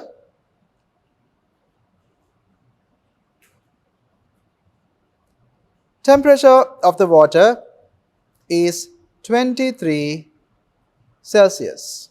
23 degrees Celsius is the temperature of the water.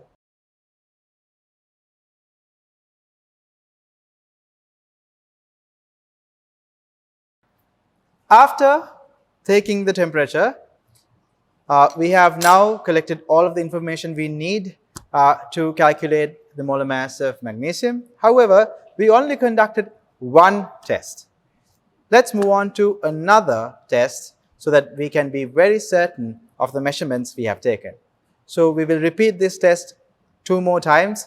Using these 3 sets of data, we can calculate the molar mass of magnesium a bit more accurately. Let's move on to our second trial. In the second trial of this experiment, we will be going through the same steps that we followed in our first trial. However, we will have to measure the mass of the magnesium strip again to see if it is around 0.05. We will take our magnesium strip, we will turn on our digital balance, and we will place our magnesium strip to see if the mass of the magnesium strip is close to 0.05. Over here, we can see the mass is in fact 0.04. That is okay. We can go ahead with this mass and continue on with our experiment.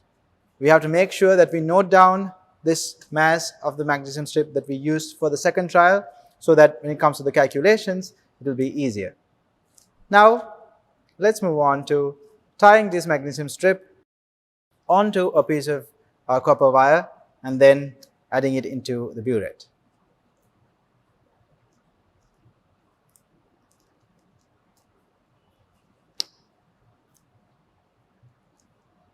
We have tied it into our copper wire. After tying it with our copper wire, we can place it aside. Now, let's measure 5 milliliters of HCl. We have our measuring cylinder here. We'll take our HCl. We will measure 5 milliliters of HCl.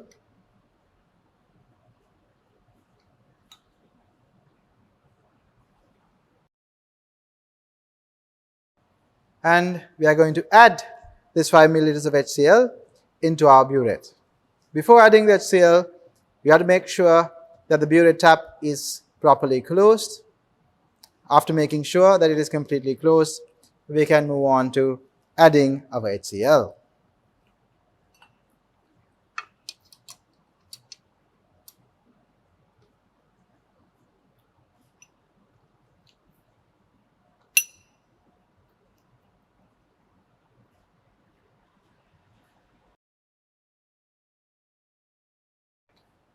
After adding our HCl, we are going to add some water into this burette. We have to fill this burette all the way up to the top with distilled water. Like we did in the first trial, we will be adding water along the wall of the burette so that it doesn't mix that well with the HCl layer that we have at the bottom of the burette.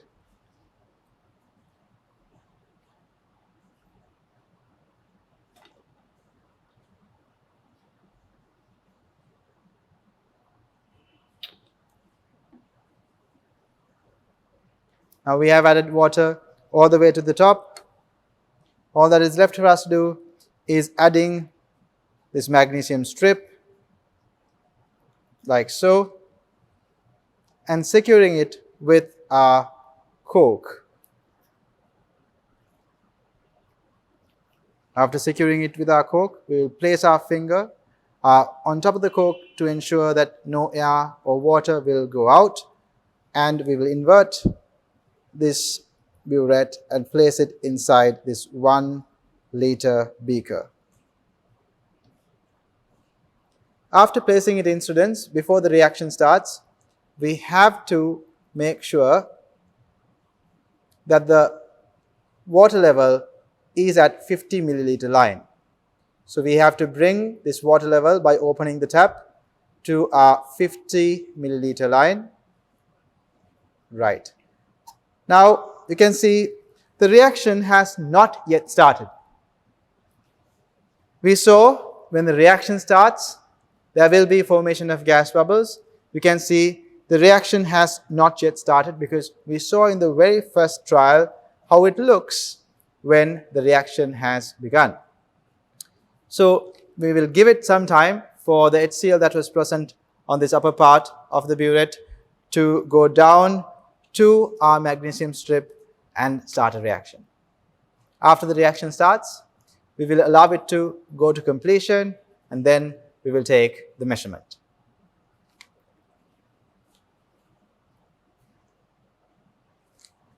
Now, everyone, you can see that the reaction has started. Now, it's a very clear difference. You can see entire burette is filled with air bubbles. So these bubbles that you can see here is hydrogen gas bubbles that are formed due to the reaction between the acid HCl and a metal which is magnesium. So when HCl and magnesium reacts, it produces hydrogen gas. You can see this hydrogen gas rising up this burette and collecting at the bottom of the burette. This reaction will take place for a while, so we'll allow the reaction to take place for a duration of about 10 to 15 minutes, and we will observe whether the magnesium strip has completely reacted, and at the point at which we do not observe the presence of magnesium strip, we will take the burette reading, and that will serve as our hydrogen gas volume for calculations. Let's allow the reaction to go to completion.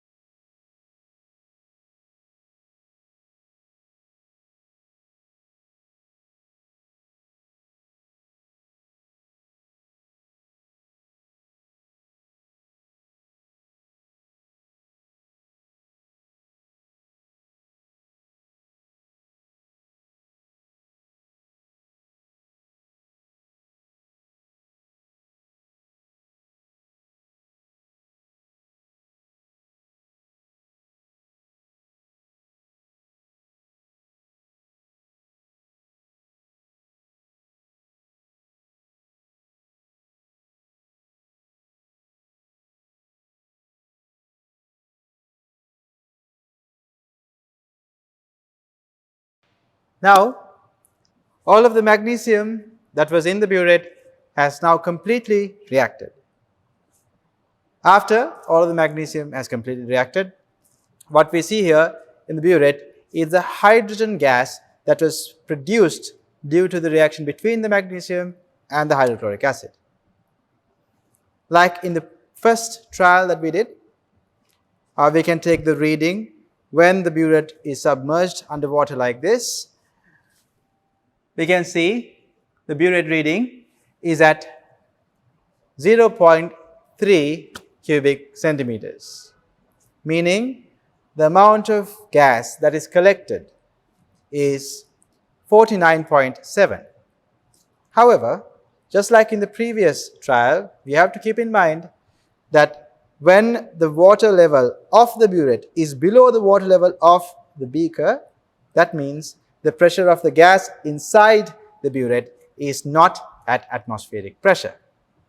So we have to lift this burette up until the water level of the burette aligns perfectly with the water level of the beaker. Now, the water level inside the burette and outside the burette is aligned perfectly. Let's take a look at the reading at this point.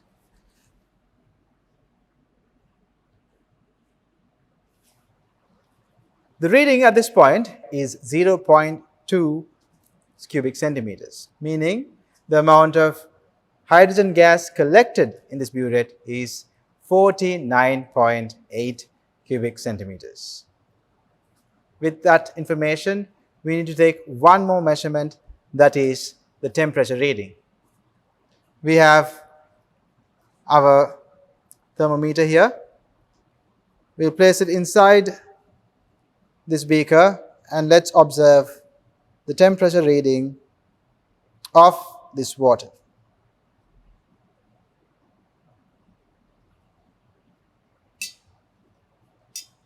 Just like in the previous trial that we did, the temperature of this water is at 23 degrees Celsius.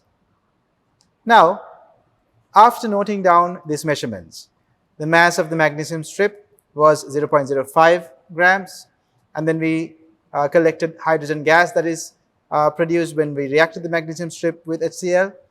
So the volume of the hydrogen gas was 49.8 cubic centimeters or 49.8 milliliters. The pressure of the gas was considered to be the atmospheric pressure, which is 1 atm, and now we have the temperature, which is 23 degrees Celsius. With this information, let's move on to our final trial. We have come to our third and final trial. So when we are starting this trial, we are going to first measure the mass of the magnesium strip we are using. We have our digital balance here. Let's place it on the digital balance to see if it is 0.05. As you can see, the mass of the magnesium strip is 0.05 grams. Just like in our previous steps, let's take our copper wire and tie it around this magnesium strip like this, and we'll set it aside. Afterwards, we are going to take our measuring cylinder. We'll keep the balance aside.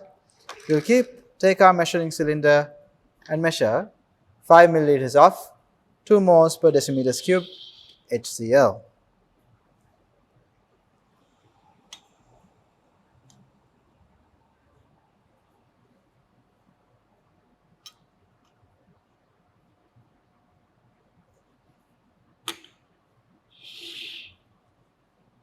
After measuring 5 milliliters of HCl, let's take our burette once again and make sure the burette is tightly closed. After ensuring it is tightly closed, let's add the HCl that we measured into our burette.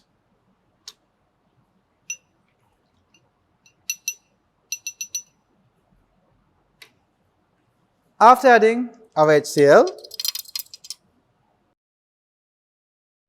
we are going to add water just like in the previous two attempts without disturbing the HCl layer.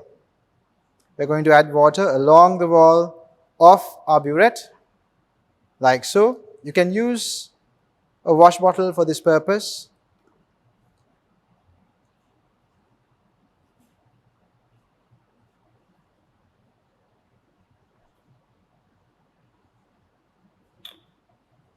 After adding HCl all the way to the top, we can now include our magnesium strip.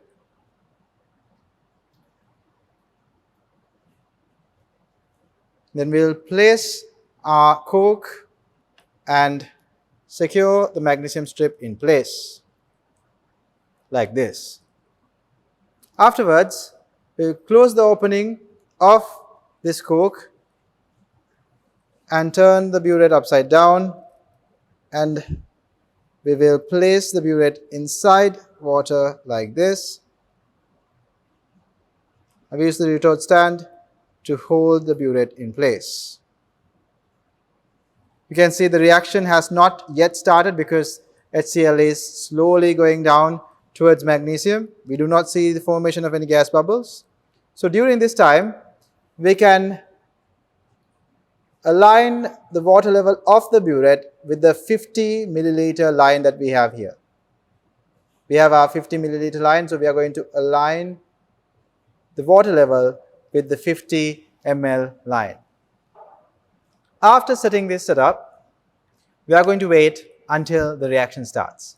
Reaction has not yet started because we can see there are no gas bubbles being formed around magnesium, indicating that HCl has not yet come down to react with the magnesium strip. After a while, you can see that the reaction has initiated when you can observe the formation of gas bubbles. Now you can see little by little small gas bubbles are formed around magnesium, and they are going up the burette and collecting at the top part of the burette, which means our reaction has started. After a while, when the reaction has completed, we will come back to take the gas volume measurement.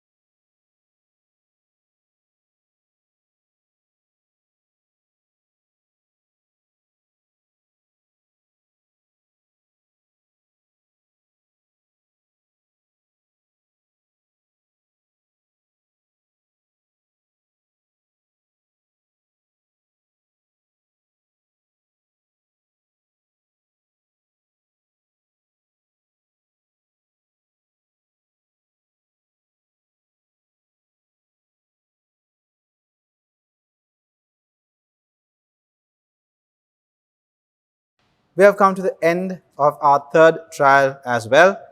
You can see the magnesium piece has completely reacted with HCl, and we do not observe formation of any gas bubbles, meaning the reaction has gone to completion.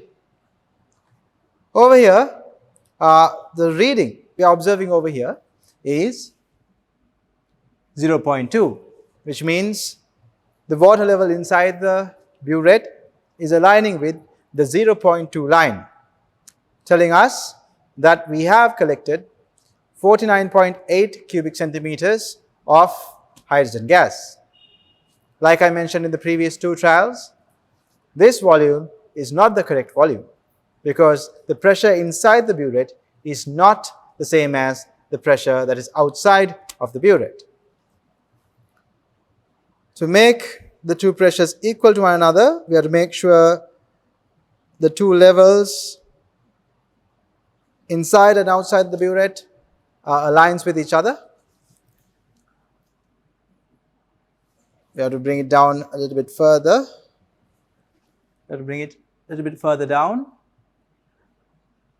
Now we can see that the two water levels inside and outside the burette are aligning with one another, and the reading at that point was 0.1 cubic centimeters, indicating we have collected 49.9 cubic centimeters or 49.9 milliliters of hydrogen gas.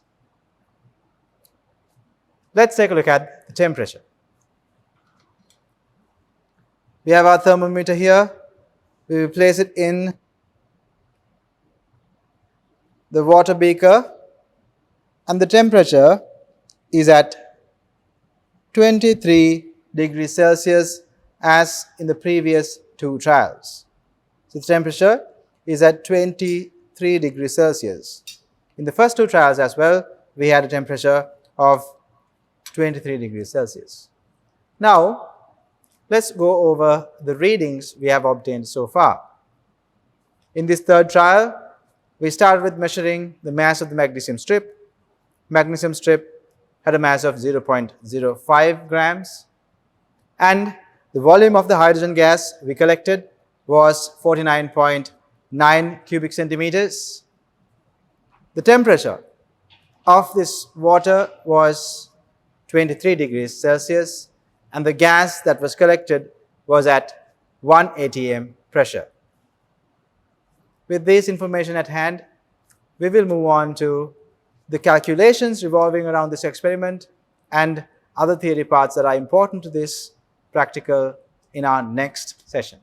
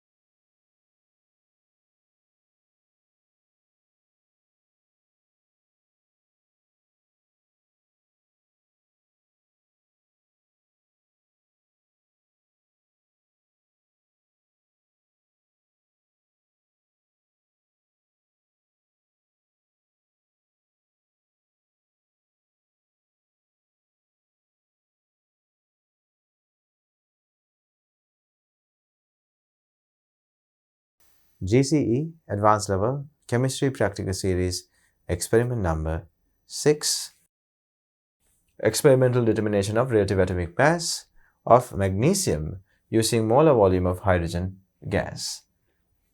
We are going to be having a small discussion of questions revolving around this particular experiment. So let's move on to the first question.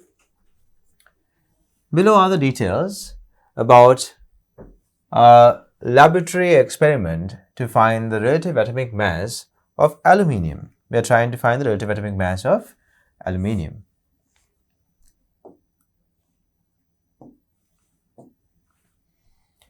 .054 grams of aluminium metal was completely reacted with dilute aqueous sodium hydroxide solution. The total volume of hydrogen gas formed here was 55 cubic centimeters. So we are given a reaction where aluminium is reacted with a dilute solution of sodium hydroxide and 55 cubic centimeters of hydrogen gas was produced. So in this case, keep in mind the mass of the aluminium that was given to us is accurately known, 0.054 grams, and we have also been given the temperature of the gas that was collected, 27 degrees Celsius. Now hydrogen gas was added by or collected by the downward displacement of water. The saturated vapor pressure of water at 27 degrees Celsius is 26 mercury millimeters or millimeters mercury. Atmospheric pressure is taken to be 760 millimeters mercury or mercury millimeters. So now they have given students enough information for us to find the number of moles of hydrogen, and if you know the number of moles of hydrogen, we can find the number of moles of aluminium that was present in this mass of aluminium. So through the finding of number of moles of hydrogen, since we know the stoichiometry of the reaction that is taking place here, we can find the number of moles of aluminium. And we have been given the mass of aluminium. So if you know the mass of aluminium, and if you know the number of moles of aluminium that is present within that mass, we can find out the molar mass of aluminium. If you know the molar mass of aluminium, you know the relative molecular mass, you know the relative atomic mass of aluminium. Right. the balanced equation for the reaction between aluminium and sodium hydroxide? That's the first question. So we'll answer the first question. Write the balanced equation for the reaction between aluminium and sodium hydroxide. Now, students, you will have to include water in this reaction, otherwise you'll not be able to get to a balanced chemical reaction or equation. So we have two aluminiums reacting with 2 sodium hydroxide,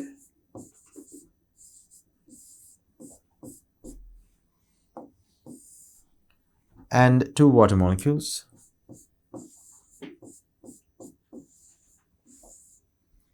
Will produce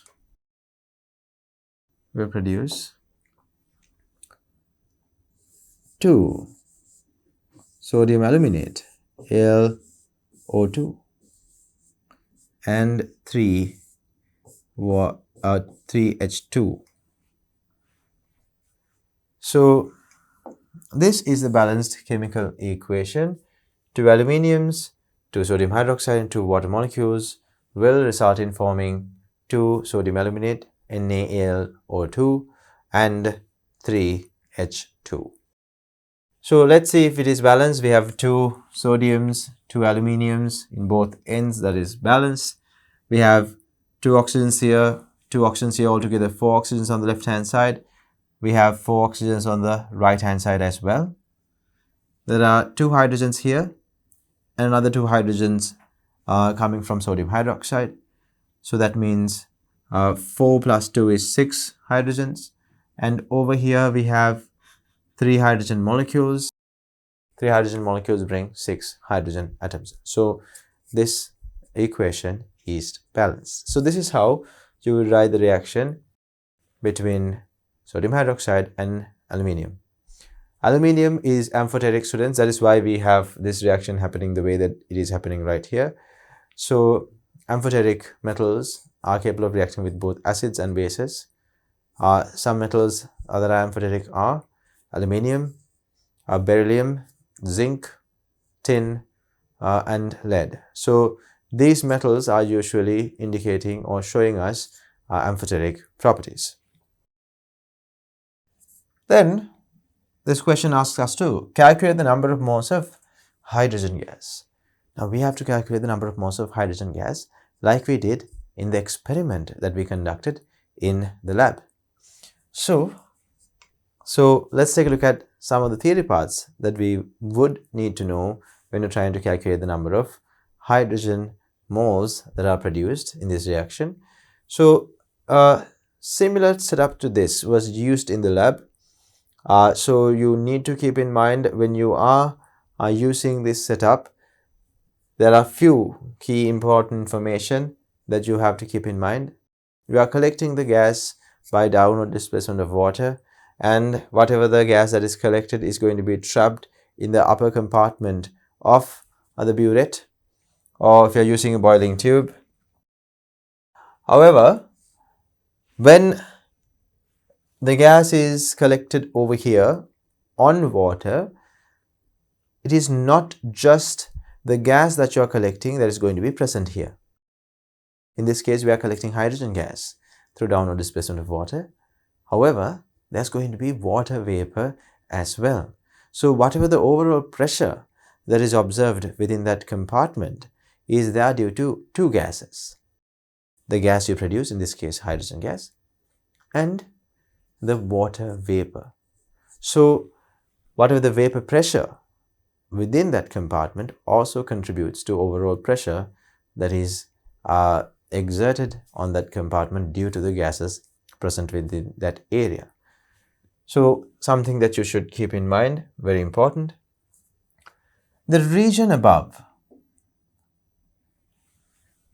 the water level within the tube will be saturated with water vapor.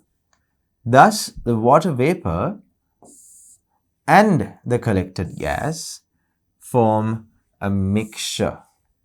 Therefore, the law of partial vapor pressures can also be applied to water vapor.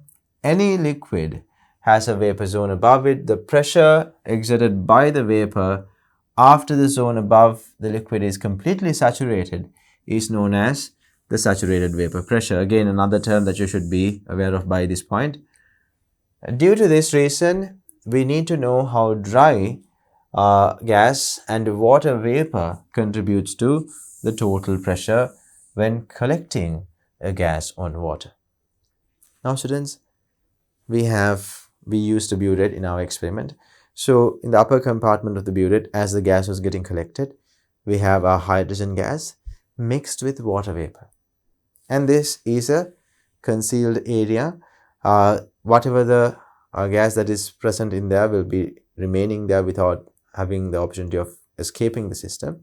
So if we are collecting this gas on water or through the downward displacement of water, this region that is filled with our gas is also going to be saturated with water vapor.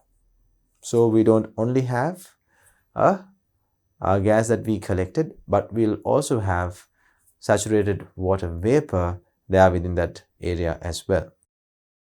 So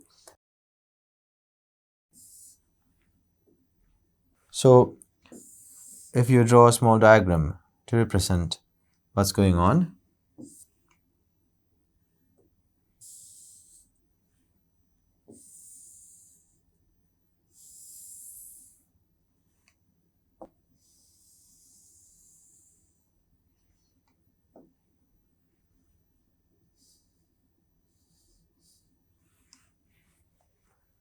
now this was the setup we used. We had our water here, and let's say this is point A and this is point B. So this compartment is the compartment that is going to be filled with the gas that we produced. Basically, it contains our hydrogen gas as well as our water vapor. We know when it comes to any liquid, above any liquid there will be a vapor zone, and if we allow the vapor to gather there, after a while it will be saturated with that vapor. So the pressure that is exerted by that vapor is known as saturated vapor pressure. So over here, the water vapor that is present is going to be saturated. So there will be saturated water vapor pressure coming into effect when you're talking about the overall pressure within that compartment. So in water, we know if you take water that is at the same level, the pressures are going to be equal. So pressure at point A and pressure at point B are equal, and the pressure at point A is going to be generated due to the pressure of or partial pressure of hydrogen gas and partial pressure of water vapor. So when you add them together, the overall pressure is equal to the pressure at point A. And then point A pressure and point B pressure are equal to one another. However, the pressure at point B is your basic atmospheric pressure. I hope that it is clear to you here. So the total pressure is equal to pressure of the gas that we have in the tube along with the saturated water pressure. So if you want to calculate the pressure of just the gas, you have to subtract the saturated vapor pressure from the total pressure. And we know the total pressure is in this case equivalent to atmospheric pressure. So therefore, if you want to find out the pressure coming from only the hydrogen gas or partial pressure of hydrogen gas, you will have to subtract the saturated vapor pressure of water from the total pressure that is seen within the tube. So let's say partial pressure of hydrogen is indicated by pH, and saturated vapor pressure of water is indicated as pH2O. When you add them together, you get the pressure at PA, or pressure at point A. So we'll call that PA. At the same level of 2 points of water where the level is the same, we can say the two pressures are the same. So pressure at PA and PB are the same, students. So pressure at PA is equal to pressure at PB, and pressure at PB is your basic atmospheric pressure. We will call it just P, atmospheric pressure. So therefore, students, we can say our partial pressure of hydrogen and partial pressure produced by saturated vapor pressure of water is going to be equal to atmospheric pressure. If you want to calculate just hydrogen's partial pressure, you'll have to subtract the saturated vapor pressure of water from the overall atmospheric pressure. So at this point, students, you get to the partial pressure that is exerted by only the hydrogen gas. So this is a very important piece of information, because we would need this to calculate the number of moles of hydrogen gas. So let's move on to the question one more time. Question is, calculate the number of moles of hydrogen gas. So in this question, they have very clearly given us information about atmospheric pressure and saturated vapor pressure at that temperature. Saturated vapor pressure of water at that temperature is given to us. So we will use those pieces of information to get to the answer. So the question is, calculate the number of moles of hydrogen gas. So we have been given the overall volume of the hydrogen gas that was collected, the temperature of the hydrogen gas that was collected, and the saturated vapor pressure of water at that particular temperature is given, which just happens to be 26.7 mercury millimeters, and the atmospheric pressure is also given in mercury millimeters. So now you can actually find out the partial pressure of hydrogen. Atmospheric pressure is given as 760 mercury millimeters, and saturated water pressure of water is given as 26.7 mercury millimeters mercury.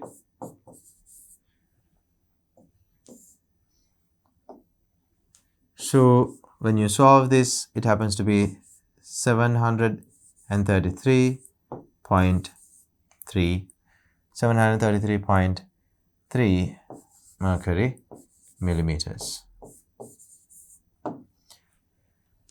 So we are going to be using PV equals nRT equation to calculate the number of moles of hydrogen present here. So we now found out the partial pressure of hydrogen. However, partial pressure is now present in mercury millimeters. We need to convert it into Pascal, or Nm minus 2. So let's convert this into the unit that we need. We know 1 atm is 760 mercury millimeters, and also we know 1 atm or 1 atmospheres is 1.01 into 10 to the power 5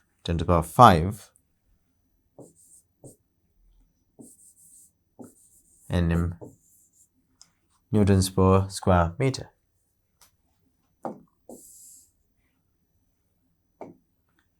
So we can easily find out the partial pressure of hydrogen this way. It is 733.3 mercury millimeters. So if you divide that by 760, you will get to how many atmospheres 733.3 mercury millimeters mean. And if you multiply it with 1.01 into 10 to the power 5, you will get to the partial pressure of hydrogen gas in newtons per meter square or Pascal.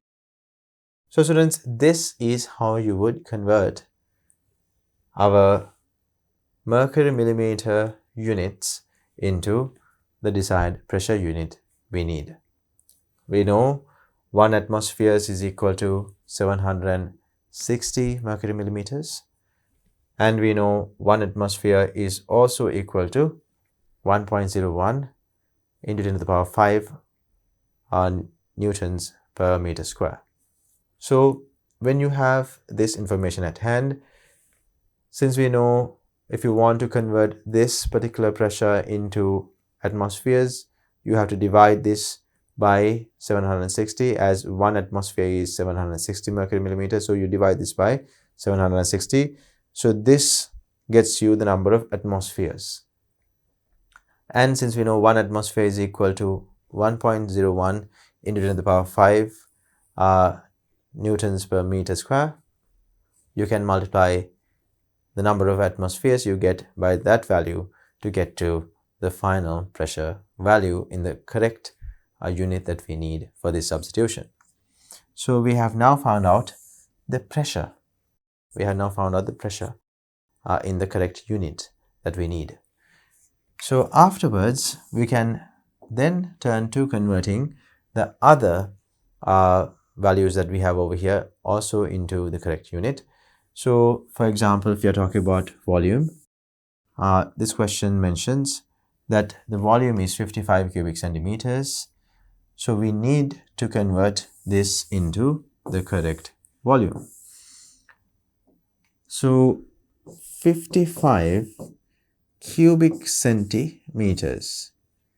When it comes to substituting volume into our equation, PV equals an RT equation, you need to make sure that you substitute the volumes in meters cube, not decimeters cube, not centimeters cube, meters cube. So we need to convert this into meters cube. In order to do that, students, you have to divide this twice by 1000, because if you divide this by 1000, you get to decimeters cube. If you divide by another 1000, you get to meters cube. So that's another way of remembering what needs to be done. Or else, if you are someone who would like to use a more logical approach and realize this power 3 belongs not only to meters but also to this prefix C, which is the shortened form for centi, and we know centi stands for 10 to the power minus 2. So now we can write this as 55 into, we know centi stands for 55, bear with me a second students, 55 centi stands for 10 to the power minus 2 meters cube. So this power 3 belongs to both of these meters and 10 to the power minus 2. So if you open the brackets, it becomes 55 into 10 to the power minus 6 meters cube. If you multiply both by power 3, it will get to 10 to the power minus 6 meters cube. So this is the main volume of the gas that we have collected in meters cube. So you need to be able to make that conversion.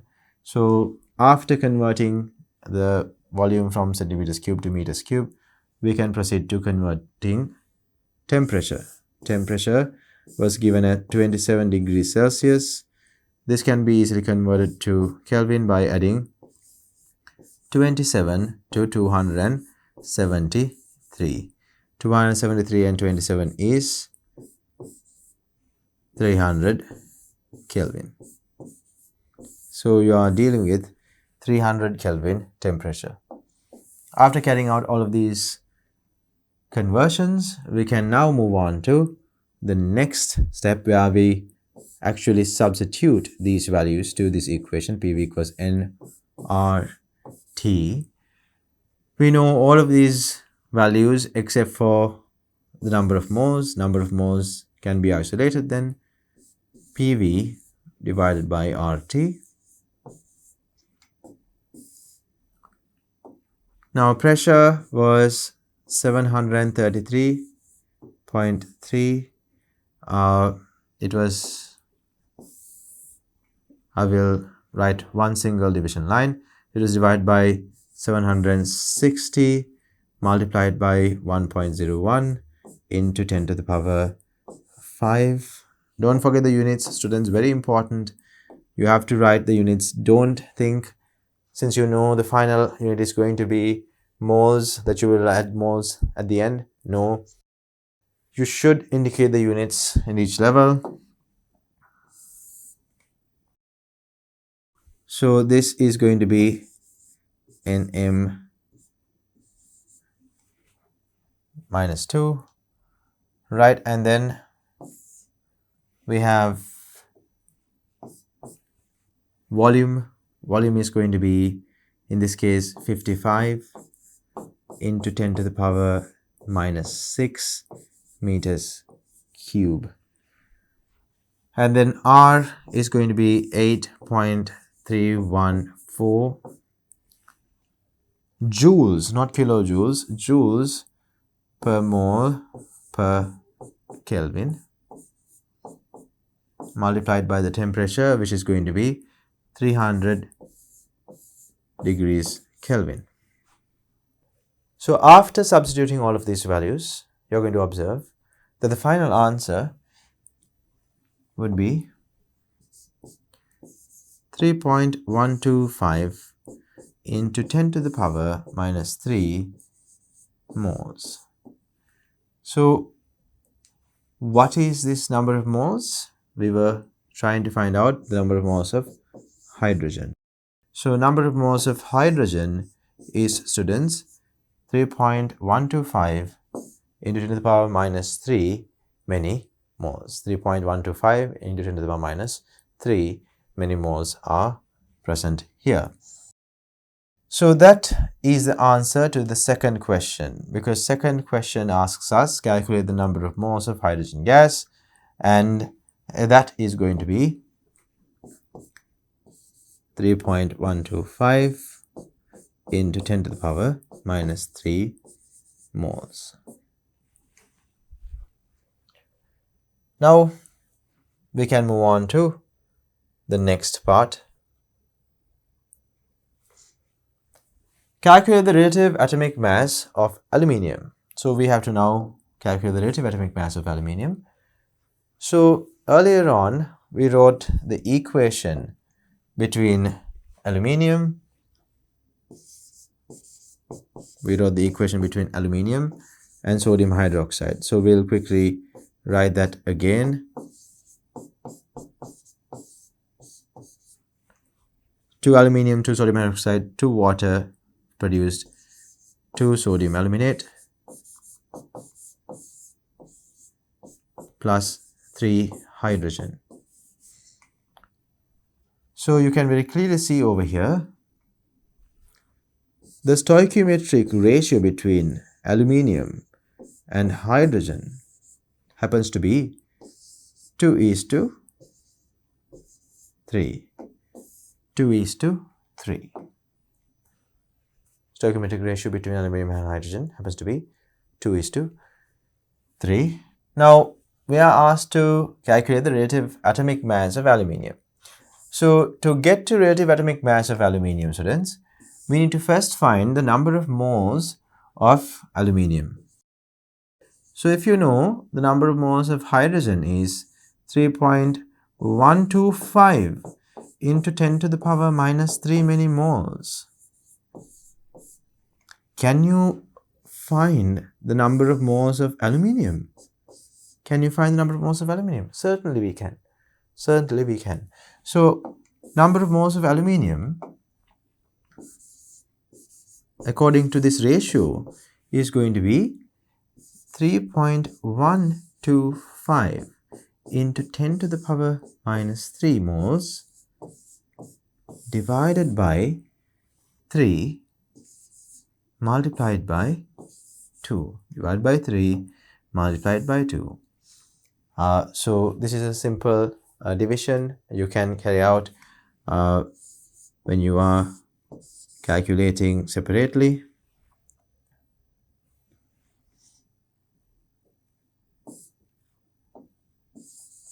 .083 into 10 to the power minus 3 moles.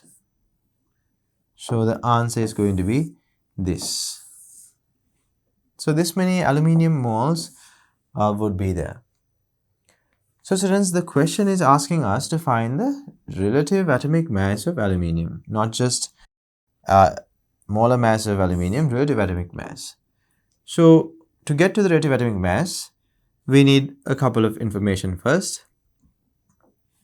One piece of information we need is the number of moles of aluminium, and they have given us the mass of aluminium they took, 0.054 grams. 0.054 grams. And using this equation, number of moles is equal to mass of a substance divided by molar mass of the substance. You can get to the answer. So at this point, we know the number of moles of aluminium and we know the mass of that substance we have taken. Only thing that we are unaware of is the molar mass of the aluminium that we have over here. So to find that out, we can isolate molar mass. Molar mass is equal to mass of the substance divided by number of moles. Mass of the substance is 0.054 grams. Number of moles is equal to 2.083 into 10 to the power minus 3 many moles. So students, when you solve this, you will get to an answer of 25.92 grams per mole. So what I found out is the molar mass of aluminium according to our calculations.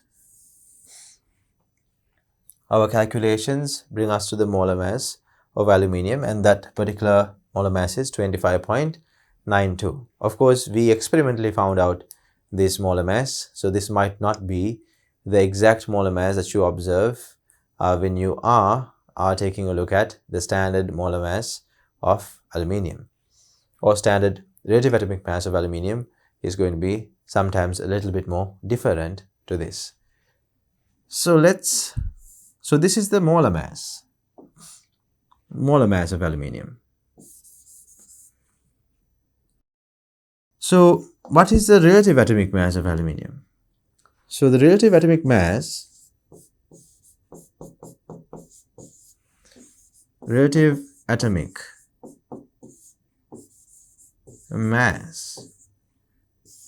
of aluminium is going to be just the numerical value of this molar mass without the units. Just the numerical value should be taken. So the relative atomic mass doesn't have units. So relative atomic mass of aluminium is going to be 25.92 according to our calculations, and we only took the numerical value of the molar mass of aluminium that we have calculated over here. So molar mass and relative atomic mass are two different concepts, students, keep in mind. So the connection between the two that you observe is, when it comes to molar mass, whatever the numerical value that you have in molar mass is equivalent to relative atomic mass. Molar mass otherwise comes with a unit of its own, grams per mole, but we only take a look at the numerical value of molar mass to get to the relative atomic mass. So this is 25.92 is the relative atomic mass here. Very important answer, because in the next answer we are going to use this to calculate the error percentage. So after getting to this, we can move on to the next question. The next question says the standard value of the relative atomic mass of aluminium is 27.0. Compare the value calculated in part 3 above with the standard value and calculate the percentage error. So let's first calculate the error. Error is equal to the standard relative atomic mass minus the calculated relative atomic mass, 25.92. The difference between the two is 1.08. There are no units because we are dealing with relative atomic masses. And error percentage, or percentage error, is going to be the error that we calculated earlier divided by the standard relative atomic mass of aluminium. This is the correct value, right? And we take the error over the correct value multiplied by 100.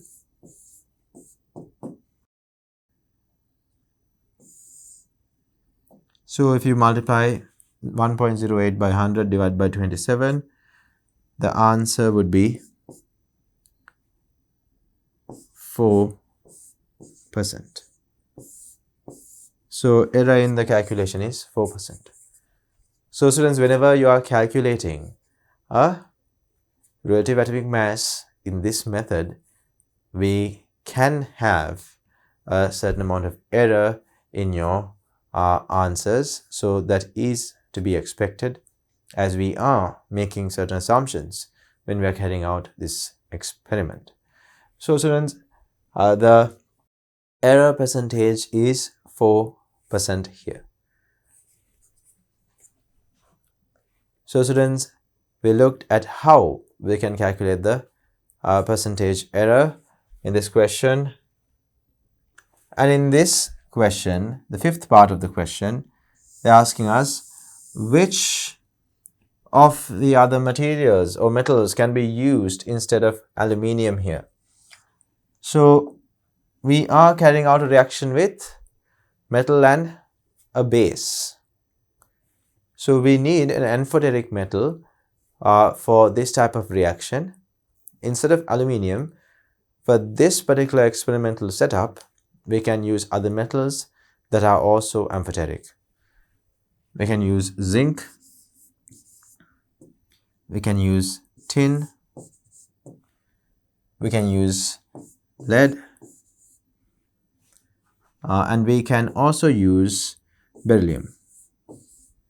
So these are the amphoteric metals that can be used instead of aluminium. Let's move on to the next question. Below are the details of an experiment to calculate the mass percentages of copper and zinc contained in a piece of brass. 0.8 grams of brass metal composed of copper and zinc was taken and reacted with excess dilute HCl, indicating that dilute HCl does not run out. So we have enough and more dilute HCl. The H2 gas formed here was measured using water displacement method. And the volume of the hydrogen gas collected were at 29 degrees Celsius was 60 cubic centimeters. And the saturated vapor pressure at 29 degrees Celsius is 30 mercury millimeters. And the atmospheric pressure is given here, as well as the relationship between atmospheric pressure and mercury millimeters are given here, right? So 1 atm is equal to 760 mercury millimeters. At the same time, that is equal to 1.01 into 10 to the power 5 newtons per square meter. So that relationship is given to us. Apart from that, our relative atomic mass of zinc is also given here. And the first question is, calculate the number of moles of hydrogen gas. And students, in the previous questions, we did learn that when you're trying to calculate the number of moles of hydrogen gas, we first of all have to find the partial pressure of hydrogen. And we observed that partial pressure of hydrogen together with the saturated vapor pressure of water is going to be equal to atmospheric pressure. We learned about that in the first part of this session. So partial pressure of hydrogen at that point is equal to atmospheric pressure minus saturated vapor pressure of water. So in this case, they have given 760 as the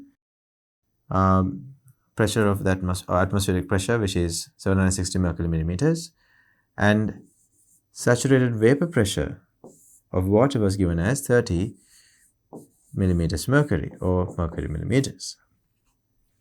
So therefore, the pressure exerted by just the hydrogen gas or hydrogen gas partial pressure is 730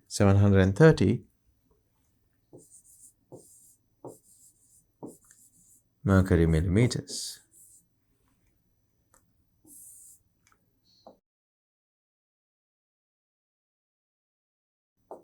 So after getting to this point, students, you can convert this into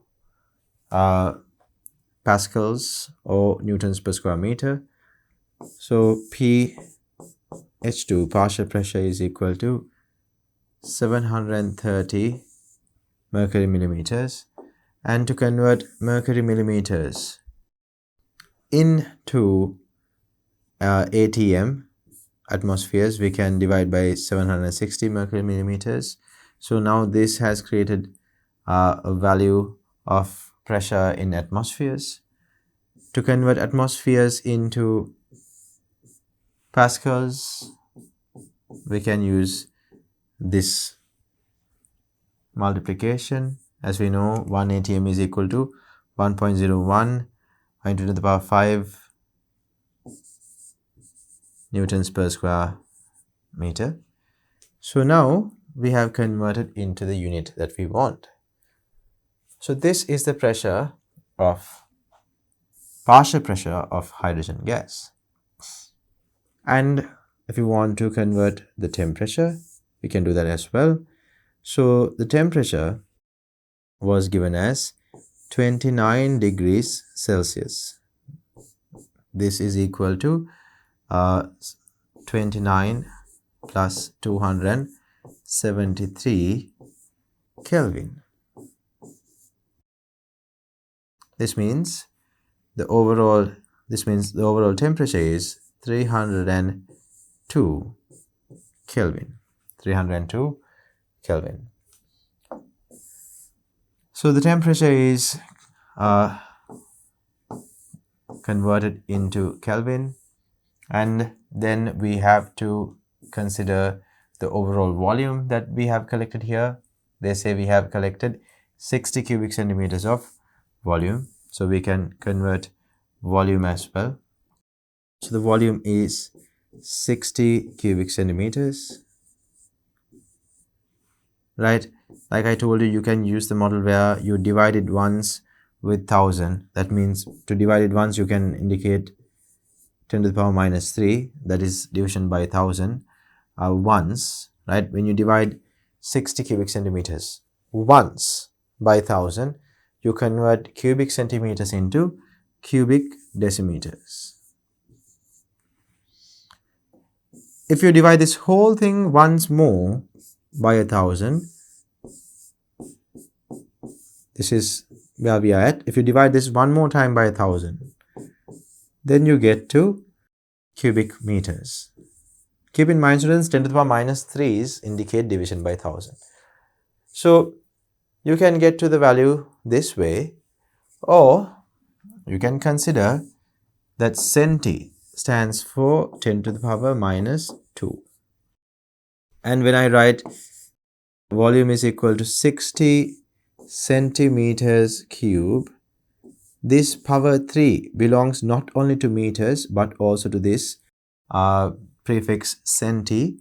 So if I write the actual numerical value of centi instead of keeping it as c, then it will be 10 to the power minus 2 meters into the power 3 over here. So if you now remove the brackets by multiplying the powers, it will be 60 into 10 to the power. When you multiply this by this, it will be minus 6, and these two will bring m to the power 3 or cubic meters.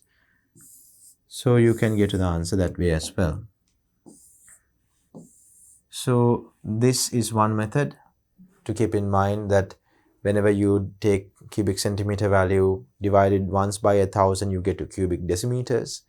If you take cubic decimeters and divide it once by 1000, you get to cubic meters. So since we are at cubic centimeters and we are trying to get to cubic meters, you have to divide it twice by 1000, right? When you divide it twice by 1000, you get 60 multiplied by 10 to the power minus 6 meters cube. So now, students, we have converted temperature, pressure and volume into the units we want. So we can now use our PV equals nRT, ideal gas equation, to calculate the number of moles here.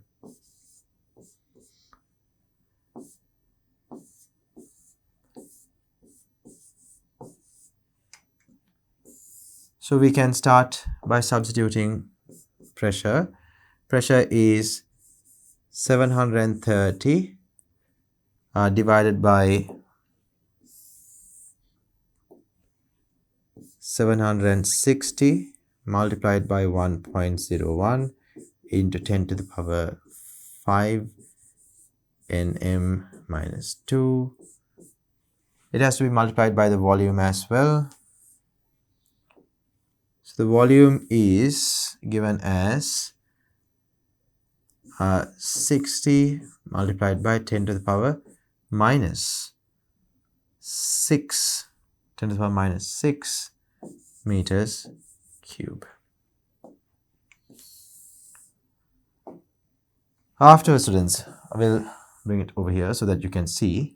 Afterwards, we have to substitute R and T. R is universal gas constant, 8.314 joules per Kelvin per mole. And temperature happens to be 302 Kelvin. So students, you should be able to substitute these values like so without any issue. If you substitute it without the units, again, that will be problematic, students. Don't substitute these units, or don't substitute these values without indicating the units. Units are a very important part of the substitution. Then we move on to the answer. So once you solve this, you will get to an answer of 2.318 into 10 to the power minus 3 many moles. 2.318 into 10 to the power minus 3 moles. So we were trying to find out the number of moles of hydrogen. So this is NH2. So the number of moles of hydrogen that we have found out is 2.318 into 10 to the power minus 3. So what is the number of moles of hydrogen gas? 2.318 into 10 to the power minus 3 moles. Now, after calculating the number of moles of hydrogen, we can move on to the next question. Write the balanced equation for the reaction. Now, there are two metals here, copper and zinc. Copper and zinc. Both metals are present in this alloy. This is an alloy we are dealing with. So, in this alloy, we have both copper and zinc. So, as you have studied earlier, when it comes to copper, does copper react with hydrogen? If you take a look at the reactivity series, copper is found below hydrogen. Any metal that is found below hydrogen is not going to show a reaction with hydrogen. The reactivity series, all of the metals above hydrogen usually show reactions with hydrogen, or not hydrogen actually, in this case acids. Any metals found above hydrogen shows reactions with acids. But when it comes to metals that are found below hydrogen, such as copper, copper is found below hydrogen, gold, silver, they are all found below hydrogen. They will not react with acids. These metals will not react with acids. So that is something that you should keep in mind, students. Keep in mind, any metal that is found below hydrogen, any metal that is found below hydrogen in the reactivity series will not react with acids. So copper is found below hydrogen. Copper does not show a reaction with acids. So over here there's only one metal that is reacting with the acid, that is zinc. So zinc can react with 2HCl to produce zinc chloride, which is ZnCl2, and one hydrogen. This equation is balanced. One zinc reacts with 2HCl to produce zinc chloride and one hydrogen. And one thing that you can observe here itself is zinc to hydrogen ratio is going to be 1:1. Zinc to hydrogen ratio is 1:1. In the third question, they ask, what is the mass of zinc in brass? What is the mass of zinc in this given piece of brass? So first, let's take the total mass of, what is the total mass of brass that is given to us? It's going to be 0.8 grams. So obviously, brass contains a certain amount of copper as well. So we can't take all 0.8 to be the mass of zinc. So then, what is the mass of only zinc? We saw earlier, zinc to hydrogen. So zinc to hydrogen ratio was 1:1. And in a previous part of this question, we actually found out the number of moles of hydrogen. We found out the number of moles of hydrogen. And that happened to be 2.318 into 10 to the power minus 3 many moles. this many moles of hydrogen was produced when 0.8 grams of bronze was reacted with excess HCl. So if zinc to hydrogen ratio, stoichiometric ratio is 1:1, how many moles of how many moles of zinc would have been there on the sample? 2.318 into 10 to the power minus 3 many moles would have been there present in the bronze metal that we used for this experiment. So we now know the number of moles of zinc. Number of moles of zinc is found out, and they have given us the relative atomic mass of zinc, which is 65. They have given us the relative atomic mass of zinc. So then we can find out the molar mass of zinc.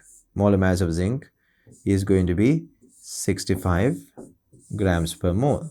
If you know the relative atomic moles, relative atomic mass, using that you can get to the molar mass of zinc.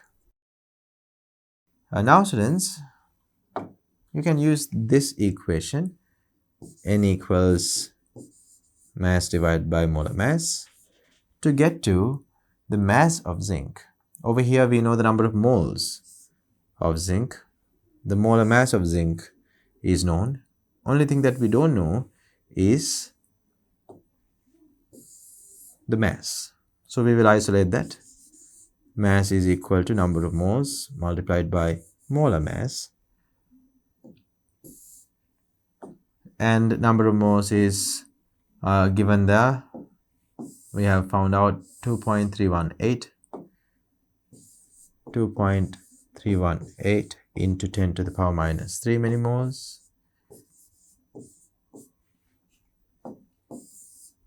multiplied by the molar mass, 65 grams per mole. You can see the units nicely cancelling off. So one thing that you should observe is the units, they perfectly cancel off, leaving only grams behind. So the gram value is going to be 0.15 grams. 0.15 grams. So this is the mass of zinc. This is the mass of zinc in the sample. Mass of zinc in the brass metal sample that we used for this experiment. Then they ask you, what is the percentage of zinc according to the mass in brass? So we took a small piece of brass. We took a small piece of brass over here, and it had a mass of 0.8 grams.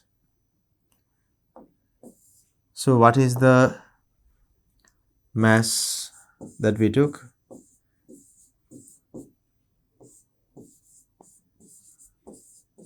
Mass is equal to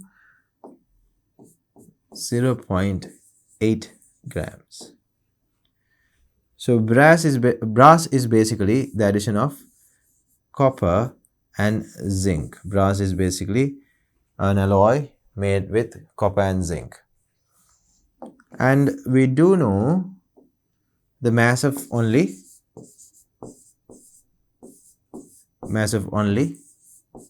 zinc, 0.15 grams. So what is the mass percentage of zinc? Or we can say zinc percentage. We can write mass of zinc divided by total mass.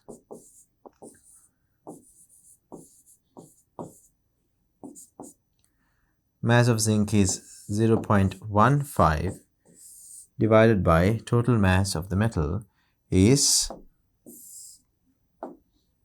0.8.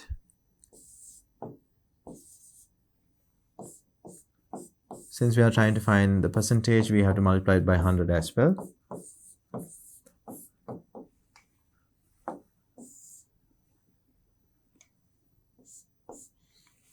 So when you solve this, it will get to 18.75%. 18.75%. So that is a mass percentage of zinc in this metal sample. So according to this, what is the mass, what is the percentage of mass of zinc in brass? Answer would be 18.75%. It's a mass percentage. And the next question they ask, what is the mass percentage of copper in this brass metal that we took? So mass percentage of copper plus mass percentage of zinc should be equivalent to 100. We already know zinc, so therefore copper percentage could be taken as 100 minus 18.75%, which would lead to, at the actual percentage of copper, 81.25%. 81.25%. So this is the answer for this particular question. Let's take a look at the third question. Details regarding an experiment are done to determine the relative atomic mass of magnesium is given. 0.04 grams of magnesium metal is completely reacted with dilute HCl. The total volume of the gas produced in this reaction is 44.8 cubic centimeters. Temperature of the gas is 29 degrees and saturated vapor pressure of the gas at 29 degrees Celsius is 32, or in other words 30 mercury millimeters. Atmospheric pressure was recorded as 760 mercury millimeters. And then again, we have been given this relationship as well. So that was the introduction to the question. Let's take a look at the first question. The first question asks us to calculate the number of moles of hydrogen produced. So magnesium and HCl reacts to form hydrogen, and it is going to get collected, like I mentioned in the first question, in the container that we are using through downward displacement of water.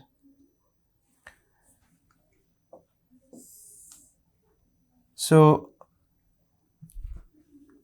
like we mentioned earlier, when we collect hydrogen gas through downward displacement of water, in the compartment where hydrogen gas is produced, there's also going to be water vapor. So the saturated vapor pressure along with the partial pressure of hydrogen gas will be equivalent to the atmospheric pressure. When we are carrying out this experiment, we make sure the water level within the container and outside of the container remain the same, so that we can say the atmospheric pressure is equal to the pressure within the container. So partial pressure of hydrogen is equal to atmospheric pressure minus pH2O, or vapor pressure of water, saturated vapor pressure of water.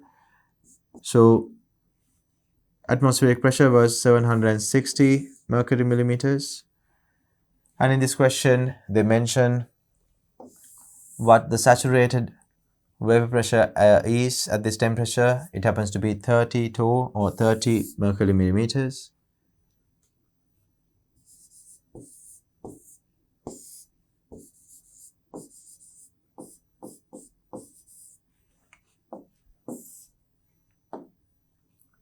So the overall pressure is 730 mercury millimeters. And we do know by now we need to convert this partial pressure of hydrogen gas into a unit that can be substituted into PV equals nRT equation. So that was done earlier in the same manner as we are going to be doing right now. You divide this 730 by 760, convert it to atmospheres. 1 atmosphere is equal to 1.01 into 10 to the power of 5 newtons per meter square. So you use this conversion to convert into Newton per meter squares. So we have converted the pressure into the unit we want. Temperature is 29 degrees Celsius. So we can convert it into Kelvin by adding 273 kelvins. So altogether, the final temperature is going to be 302 degrees Kelvin. 302 degrees Kelvin. And this question says the volume that was collected was 44.8 cubic centimeters. 44.8 cubic centimeters.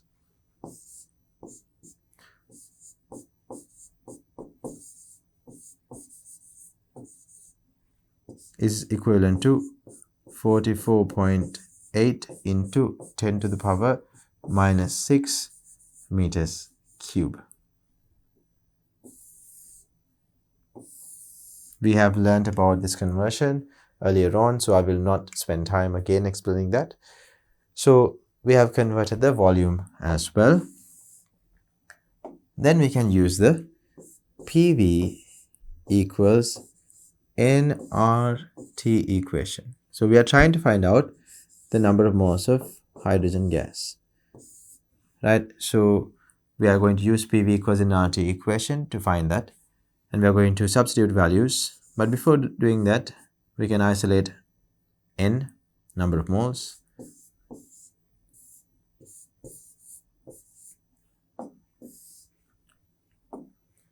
Pressure is 730 divided by 760 multiplied by 1.01.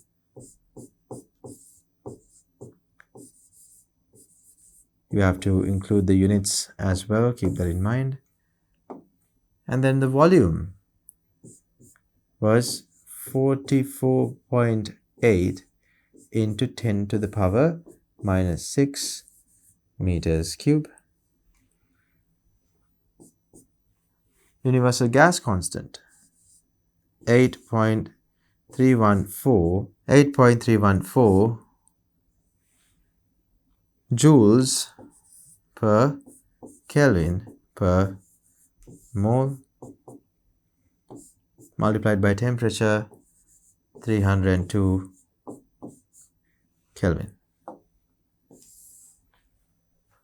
So you should be able to very easily substitute these values by now. This is the third question that we had to do a similar calculation. So you should be able to easily substitute these values after converting each of the relevant pressure, temperature, and volume values into the correct units. So the number of moles is going to be 1.73 into 10 to the power minus 3 moles. So this is the number of moles of hydrogen. 1.73 into 10 to the power minus 3. Many moles will be produced. We can write it down over here. 1.73 into 10 to the power minus 3 moles.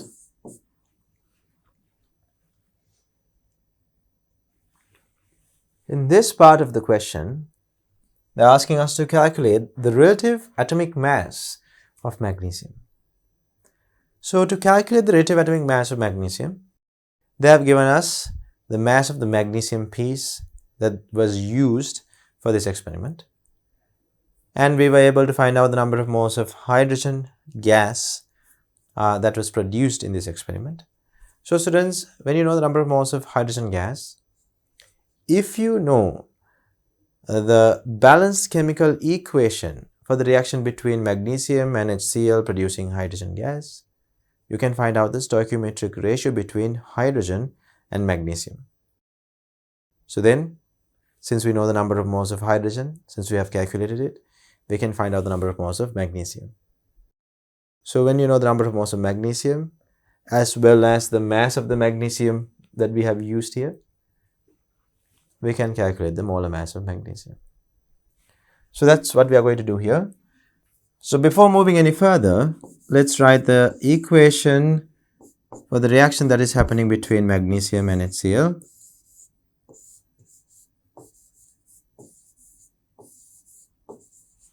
Magnesium chloride and hydrogen gas.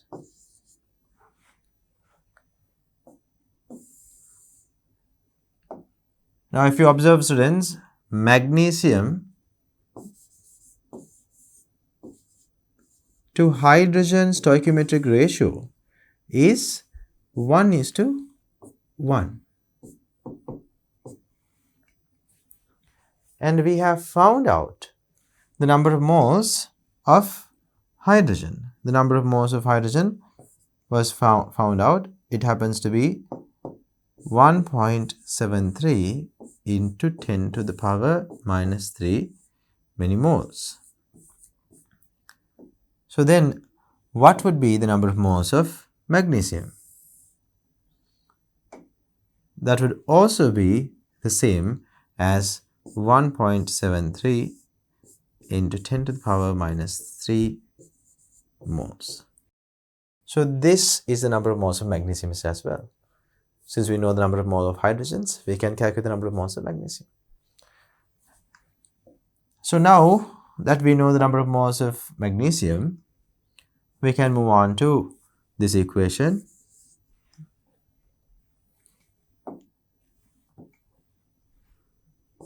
Number of moles is equal to mass of the substance divided by molar mass of the substance. Over here we know the number of moles of magnesium, mass of the magnesium that we used in this experiment. Only thing that we don't know is the molar mass, so we can isolate molar mass. It's equal to mass of the substance divided by number of moles.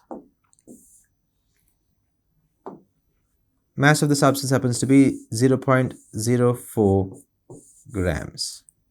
We can double check that answer.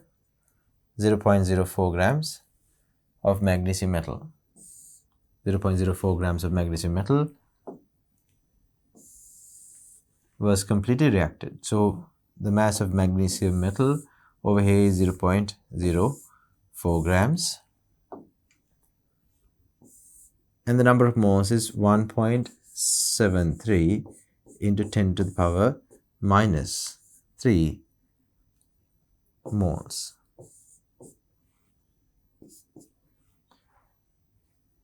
So this is the number of moles that we took, and when we actually calculate the answer, it happens to be 23.12 grams per mole.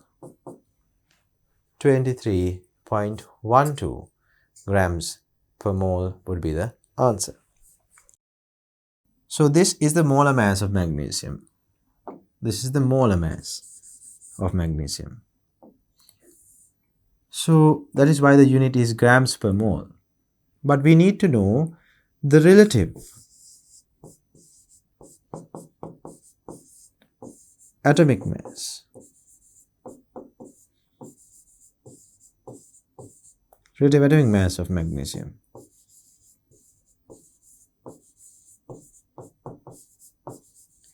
Relative atomic mass of magnesium can be found out with the use of molar mass. Molar mass is 23.12 grams per mole. So if you only take the numerical value without the unit here, you have our relative atomic mass, 23.12. 23.12. So this is our relative atomic mass of magnesium, calculated using the number of moles of hydrogen gas that is produced in this reaction.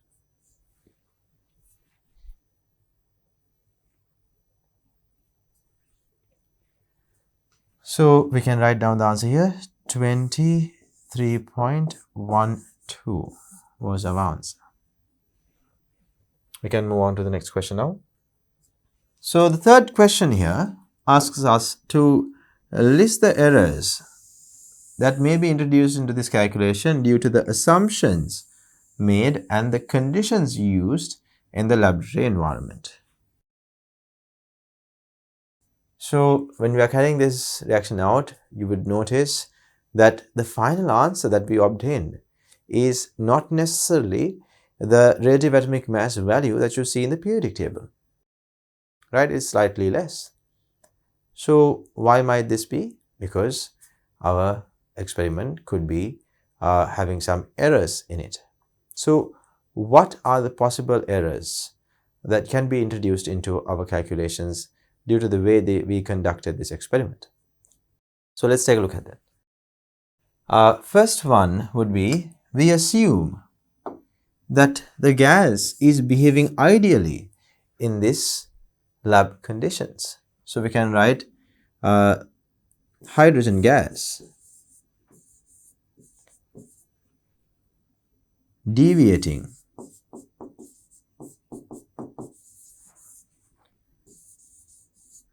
from ideal gas behavior in the conditions employed.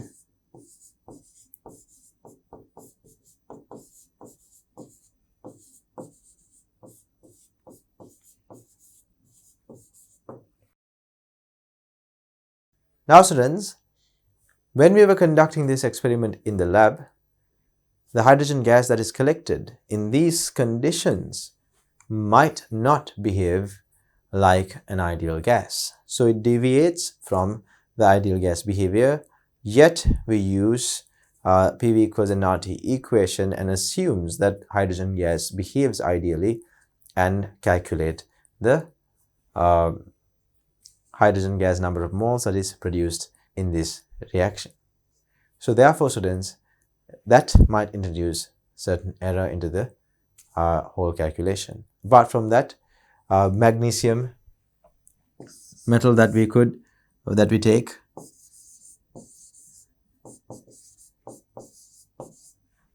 can contain some amount of magnesium oxide,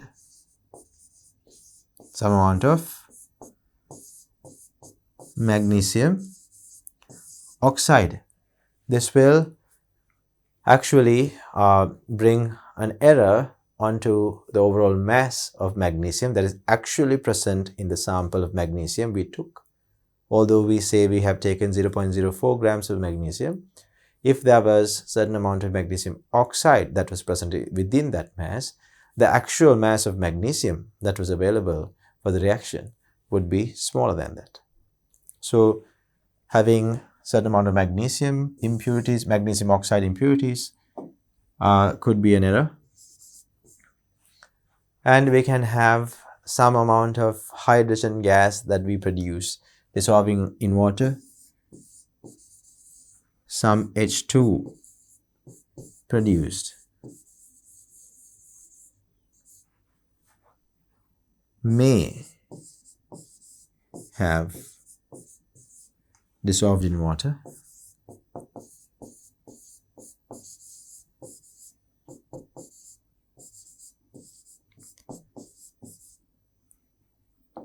Maybe a very small portion of hydrogen gas could dissolve in water, that would introduce an error. Apart from that, we assume that the temperature of the gas,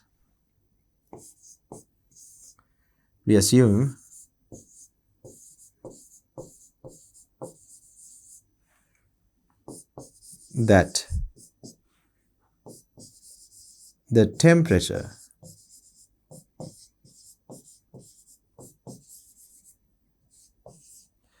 temperature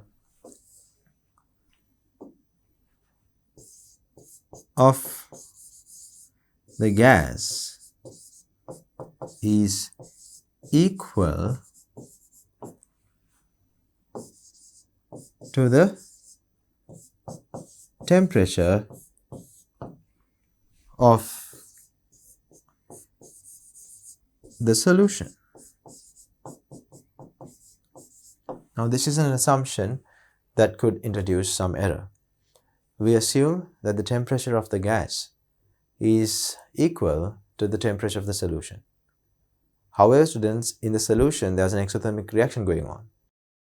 Magnesium and HCl are reacting together, and this reaction is slightly exothermic. And this reaction is exothermic. So because of this reason, students, the temperature of the solution and the temperature of the gas that is collected might have two different temperatures, or the temperatures could be slightly different from one another. However, we consider the temperature to be the same and move on with our calculations. So this also can introduce an error to our calculations. So these are some of the errors that you can list down when a question like this is asked of you. So when you are conducting this experiment, you have to be aware of the type of errors you can make. Now let's move on to the next question. The standard relative atomic mass of magnesium is 24.3. Calculate the error percentage. So the actual mass error is equal to the standard relative atomic mass of magnesium minus the relative atomic mass of magnesium that we calculated.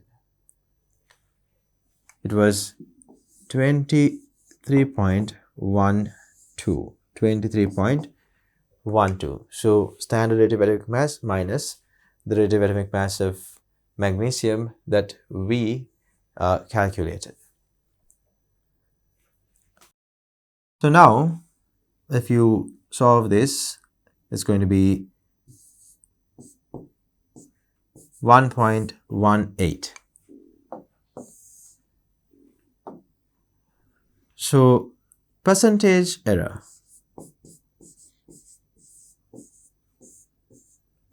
can be calculated by taking the error that we have introduced, or the error that we see over here, 1.18, divided by the standard relative atomic mass, 24.3 into 100.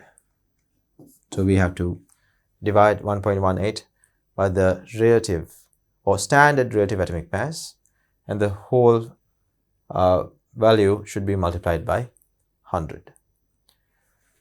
So this comes to 4.86%. This comes to 4.86%. 4.86%. So students, there is a 4.86% of an error when it comes to the calculation or the experiment that we have conducted, and when it comes to the value that we have calculated for relative atomic mass, we can see there's a 4.86. We can write that answer over here. Error percentage is 4.86%. Now students, we have discussed quite a few number of questions. So we come to an end of today's question discussion. This particular experiment focused on calculating the relative atomic mass of magnesium based on the number of moles of hydrogen gas produced when magnesium was reacted with HCl. Magnesium was reacted with HCl and produced hydrogen gas was collected through downward displacement of water. And we realized when we are using this method to collect the hydrogen gas, water vapor is also going to be present in the sample. And we took the saturated vapor pressure into account when we were calculating the partial pressure of hydrogen gas.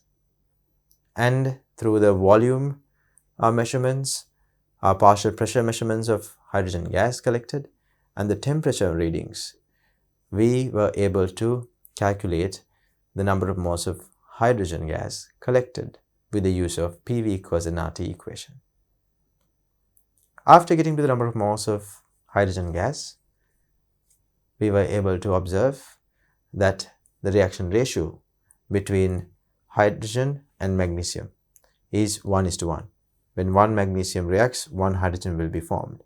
So if you know the number of moles of hydrogen that is produced, we know the number of moles of magnesium that reacted.